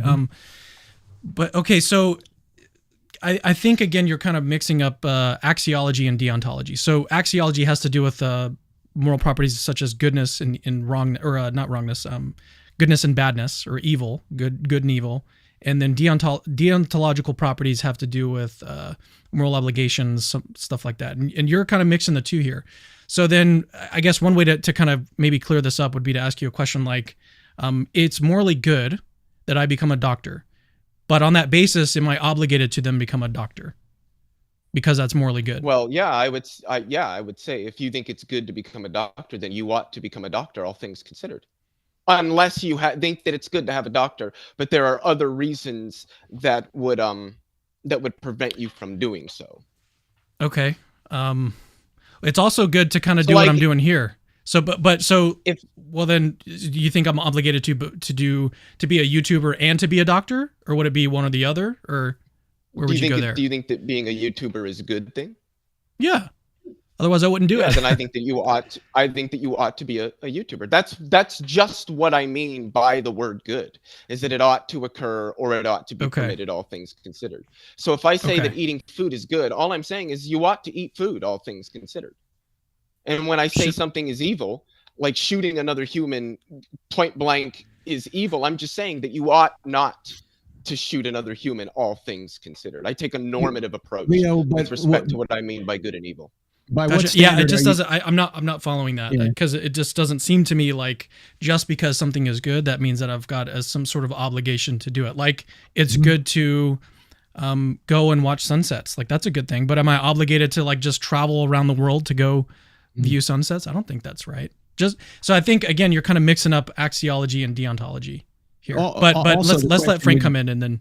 I was just going to say the question we're still grappling with, and Leo, I don't know where you are in terms of Christianity or not, but what is your standard by which you would say we ought to do X rather than Y? My evaluation based on my stances. So whatever my goals, desires, my aims, my beliefs, those I'm going to use those to evaluate the ways that I should act and behave. And then at least if I'm rational, I'm going to do what I can genuinely to bring about the content of my goals or my stances. And that's how I believe everyone behaves. I think Okay, that's what but rational how does that behavior is. adjudicate between two different people? Like, suppose a Hitler comes over and says, Leo, my goal is to get rid of people like you and people like Frank, so he's going to come and kill us both. Why is he wrong? Well, I think he's wrong because his stances differ from mine. It's just different then. So your moral position is whatever you I'm a moral individually decide anti-realist. is right. What's that? I'm a moral anti-realist. I don't think that there are any stance independent normative or moral facts. Okay, so it wouldn't be morally bad for somebody to murder you then. It would just be. I think it would be, yes. My stance is informed that's something that one ought not do, all things considered. Okay, do you believe that premise 2 in your argument is true because it involves evil? Did you mean like not objective evil? That there are pro-toto evils? Yeah, I think that there are pro-toto evils in the world, like the Holocaust. But if there are, then you're saying the Holocaust is really wrong and Hitler was wrong, and you're right. Yeah, that's what the statement would be according to Christianity. Because mind you, the argument from evil is an internal critique on Christianity or Islam, because it can be. But so you think that premise 2 is false of your argument? In my actual mind, like independent of the internal critique aspect, I would say no. I think that there are things that are evil, all things considered, like the Holocaust. Yeah, well, no, you just in reality, you just think the premise is false. No. Like you think premise 2 that there is pro-toto evil. You think that premise is false. No, I think that premise is true. I think that there are pro-toto evils in the world. Oh, well, but you don't believe in objective evil? That's correct. I don't need to believe in objective evil to believe that there are things that you ought not do, all things considered. Well, how can there be? Those two things don't go together.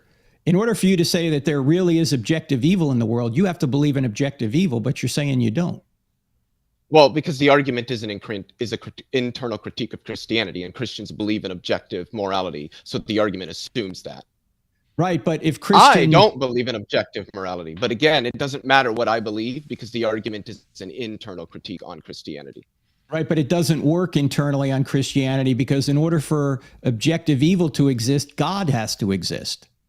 Because he is the standard. But then the question would be, if it's an internal critique, like why would a Christian accept premise 2? Dude, internally, you don't think that there are right? Things, because this is not. There are things that are evil in the world. Well, I do. I mean, I don't accept your view that if you've got a justifying good, then it means that there is no evil. I don't accept that.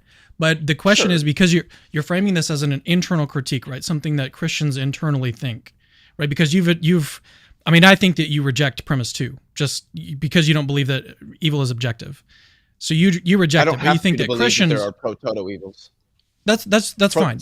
But you think that Christians should accept it. This is an internal critique for Christians, so you think that Christians should accept it. But then the question is, why should a Christian accept premise 2? Because they believe that there are pro-toto evils, I would assume. Why would they think that? Because they think God is real and grounds morality. But why would they think that there's pro-toto evils? Because God is real and grounds morality. They believe in an objective morality. Unless you think that there are things that are evil, but they're not evil, all things considered. Well, I mean, if we were to take your definition of evil, which I think again is maybe the incorrect way to view it, if we take that, it doesn't seem like a Christian would have reason to adopt that premise. You don't think that things that are evil are things that oughtn't occur? No, I mean, on your definition, right? If something has a justifying reason, then it's not evil, right? So Christians would just say that the evils in the world have some sort of justifying reason. Yeah, and then therefore the Christian thinks that we live in a perfect world. There is no evil in the world. Well, it depends on what you mean by perfect, but they would just think that there is no pro-total evil on your definition. So it just doesn't seem like it works as an internal critique. Conclusions is that you either reject the existence of God or you acknowledge that there are no evils in the world. But for the Christian, that's still going to be problematic because then why Jesus? If nothing's real, they wouldn't necessarily accept that there's no evil. They would just accept that there's no such thing as what you're calling pro-toto evil. Something that ought not to occur, all things considered. Yeah. Do you think the Holocaust ought not to have occurred, all things considered? as a Christian. Of course, it ought not have occurred if we're following the commands of God, but it did occur because But ought not have occurred, all things considered. What does That's the all things considered mean? That means that when we consider all possible relevant facts surrounding the Holocaust, that based on those, there is nothing that justifies this event occurring, that it ought not to have occurred when we consider, even when we consider all possible relevant facts. Yeah, see, I think that's the hang up, is that you're again conflating axiology with deontology. So and we don't have what you're really saying is that there's no value in here. Well, really, that's what evil means. Evil is an axiological property, but you're conflating it with deontological property. But what's happening is that really you're just saying, you're asking the question, does the Holocaust have some sort of justifying reason? And I think every Christian, maybe I'll back up on that. I think most Christians would just accept that there is a justifying reason for it. So if that's what it comes down to, it just doesn't. I mean, it really is just another version of the problem of evil. So then it oughtn't. It ought to have occurred, is what you're saying. The Holocaust ought to have occurred. No, it was allowed to. I don't know what it means. I don't know what it means to say that it's justified if it oughtn't to have Well, occurred. it's because you're switching the language. Yeah. You're switching axiology and deontology. It morally ought not have I occurred. still don't know what you mean when you say that. I mean, I'm using these terms as they're used standardly in moral philosophy, and I've had professional moral philosophers tell me that. Okay, it doesn't seem to be that way. I mean, maybe I'm the one that's wrong with it. I'd be happy to be proven wrong about this, but I mean, evil or good and bad are axiological properties. Right and wrongness are deontological I can accept properties. that, yeah. Yeah, and deontological properties have to do with oughts, obligations. It ought not to have occurred. So whether or not something is good or bad is separate. Yeah, well, normative ethics is dealing with these oughts and ought nots, because that's like when you think normativity, think oughts, think evaluation. That's sort of what that yeah, but really what you're getting down to is you're saying, does this evil have a justifying reason for it? And then you're saying, well, then it shouldn't have, it ought not to have occurred. But that doesn't follow, at least on my view. Like, it doesn't follow that just because something has a justifying good, that it ought not to have occurred. What do you think it means to justify something that would otherwise be considered morally evil? Sorry, when you asked that question, my immediate thought was, we're going so long. We're going like it's 3. Yeah, we're over 3 hours, so we do actually need to wrap it up. We could go deeper. We could go deeper and have more back and forth. And this would actually be good. Let me just say the bigger issue here, Leo, that I'm concerned about with regard to what you've said is that with more certainty that the Holocaust was objectively wrong, then that atheism is true. Well, I don't think the Holocaust was objectively wrong. I think it was just wrong, all things considered. What's the difference between that and objectively wrong? That the wrongness of the Holocaust holds independently of my evaluations of it, which I don't think is true. Well, if that's false, what you just told me. No, I don't think in your heart that's false. The Holocaust was wrong regardless of what people think about it. I'm sorry, I'm not going to play the game anymore. But there are people that think it wasn't wrong. There's just more of us that disagree with them. So, I mean, I think morality is intersubjective, but I don't think it's objective. I think that the concept of moral realism is incoherent to me, if you want me to be completely honest. No, it's not incoherent. alone when I say that. What's incoherent is somebody saying that the Holocaust was just a matter of opinion. I didn't say that. I said that it's wrong according to my stances. No, right. I said it's wrong according to my stances and the way that I evaluate them, which it is. That's just your opinion then. That's just your opinion. You're not saying it's really wrong. It's just your opinion. Okay. Look. But even if it was, most people's opinions agree with me, so it's not like it's really a big deal. Most people think the Holocaust wasn't objectively wrong. Is that what you're saying? No, I'm saying that even if it was an opinion that the Holocaust was wrong, most people would hold that opinion. All right, you lost me, but that's okay. It's almost 3.5 hours of doing this. Hey, Cameron, let me say something here. Thank you, Leo. Thanks for the conversation. Cameron, the only there's only been 2 videos on our YouTube channel, which has over 2,100 videos, that were ever taken down by YouTube. 2,100 views? No, 2,100 videos.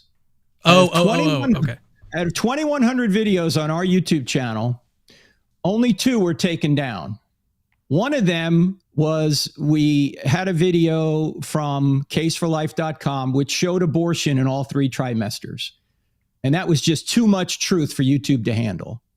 The second video that was taken down, actually, this one was taken down first, was when I had a debate with David Silverman, who at the time was the president of the American Atheists, Jewish by ethnicity. And during the debate, does God exist, or what best explains reality, atheism or theism? I said, if there is no God, the Holocaust wasn't really wrong. And he tried to avoid that for at least 7 or 8 minutes until I finally pinned him down. And he said, you know what, Frank, you're right. The Holocaust wasn't really wrong. And YouTube took it down because he's a Holocaust denier. All right. I don't know what's going to happen to this video, but we just had a gentleman on here trying to say the Holocaust wasn't really objectively wrong. Now, everybody watching here knows that that is false. The Holocaust was objectively morally wrong. And if that's the case, God exists. End of story. All right, I think we will actually leave it there. We've been going for a long time. Leo, surprisingly, he kind of energized me. Like I was ready to interact with him. I'm very surprised. I thought it was a great conversation. I actually really enjoyed chatting with him. I think you're right that he's confusing deontology and axiology, and there also seems to be a confusion in there that because something can lead to a good result, it ought to happen morally. No, it not ought to happen morally. Maybe it happens because there are free creatures and God allows human freedom to take its course, but he doesn't want it to happen morally. He can just redeem it if it does happen. Yeah, I again think, and I'm pretty confident about this. Okay, that's why I was making this point about that conflation between axiology and deontology. I think this is a very, very common distinction that's made in moral philosophy, which is that when just because something is good, that doesn't mean that it's obligatory. Like that's right. He admitted earlier that it's good to be a doctor, but that doesn't mean that everyone on this planet is obligated to be a doctor, right? Thankfully. I mean, yeah, there's other people. I mean, we got Dr. Frank Turek here, but not everyone is obligated to become not the kind of doctor that can help you. Does this look infected to you? Yeah, have that thing cut off immediately. Hey, I really appreciate you spending the time with me. I mean, we went much longer. Humor me just for a minute, and please announce why we did this for so long. Tell people about how they can support you, because people are coming in. This is a stream. It's not a pond. They come in, they go. So go. I'll do it one more time. Right. This is a fundraiser. This whole video, this 3-hour video, is a fundraiser for Capturing Christianity. Only part of it is a fundraiser. In order to continue what we're doing at Capturing Christianity, I need your help. I need you to sign up on our Patreon, become a monthly supporter. In return, we're giving you a lot of cool things. So one of them is a PDF on gospel reliability. It's available now. Anyone who downloads or becomes a patron, you can get it immediately.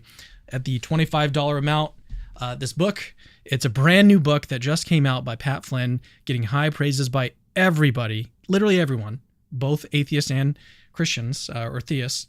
And then at the $50 amount, we're giving away this beautiful Shroud of Turin statue that is based on the image that we find in the shroud. If you haven't even heard about the Shroud of Turin, you got to look into it. I'm trying to show all the different features of it here. And this you can put on your bookshelf or on your wall, whatever you'd like to do with it, made out of real bronze and real steel. Awesome thank you gifts for your support, and we do need your help. We are in a deficit situation. The numbers do not look good right now. So if you can help, and if you see value in what we do, please do it. Please become a Patreon supporter. You don't have to support us on Patreon if you don't want to. You can send in one-time donations. We have a link to that in the description as well, just capturingchristianity.com/donate. But yeah, that's what we got going on. Frank, thanks again for taking the time to hang out with me. We had some pretty intelligent people come on and spar with you today. It was great, and always learned something too. in the process, so thanks for your insights as well. And friends, go to Patreon or go to Capturing Christianity. Is it .com? CapturingChristianity.com/donate. Yeah, and if you can help Cameron out, he's going to continue to produce these live streams, these videos, these interviews. It's important stuff, so support him if you can. All right, guys, thanks for tuning in. We'll see you in the next Capturing Christianity video coming up real soon. All right, see you guys later. Hey, it's me again. Actually, don't leave yet. I've got something super, super important to tell you. So first of all, you're awesome. Like you just watched a really, really long video just now, and you're still watching it. That is actually pretty amazing. Secondly, we have hundreds, literally hundreds of other apologetics related videos for you to watch on our channel. Go check them out. I've interviewed exorcists, hosted debates between Christians and atheists. I've even made response videos to atheists. All of that is available on our channel. Go check it out. Third, I rely on people that see value in my work, people like you that watch videos to the very end, to keep the lights on around here. Literally, this is how I feed my family. So if you see value in the work that I do, please consider supporting this ministry and becoming a patron. Links to that are in the description. Oh, and have I mentioned that Christianity is true?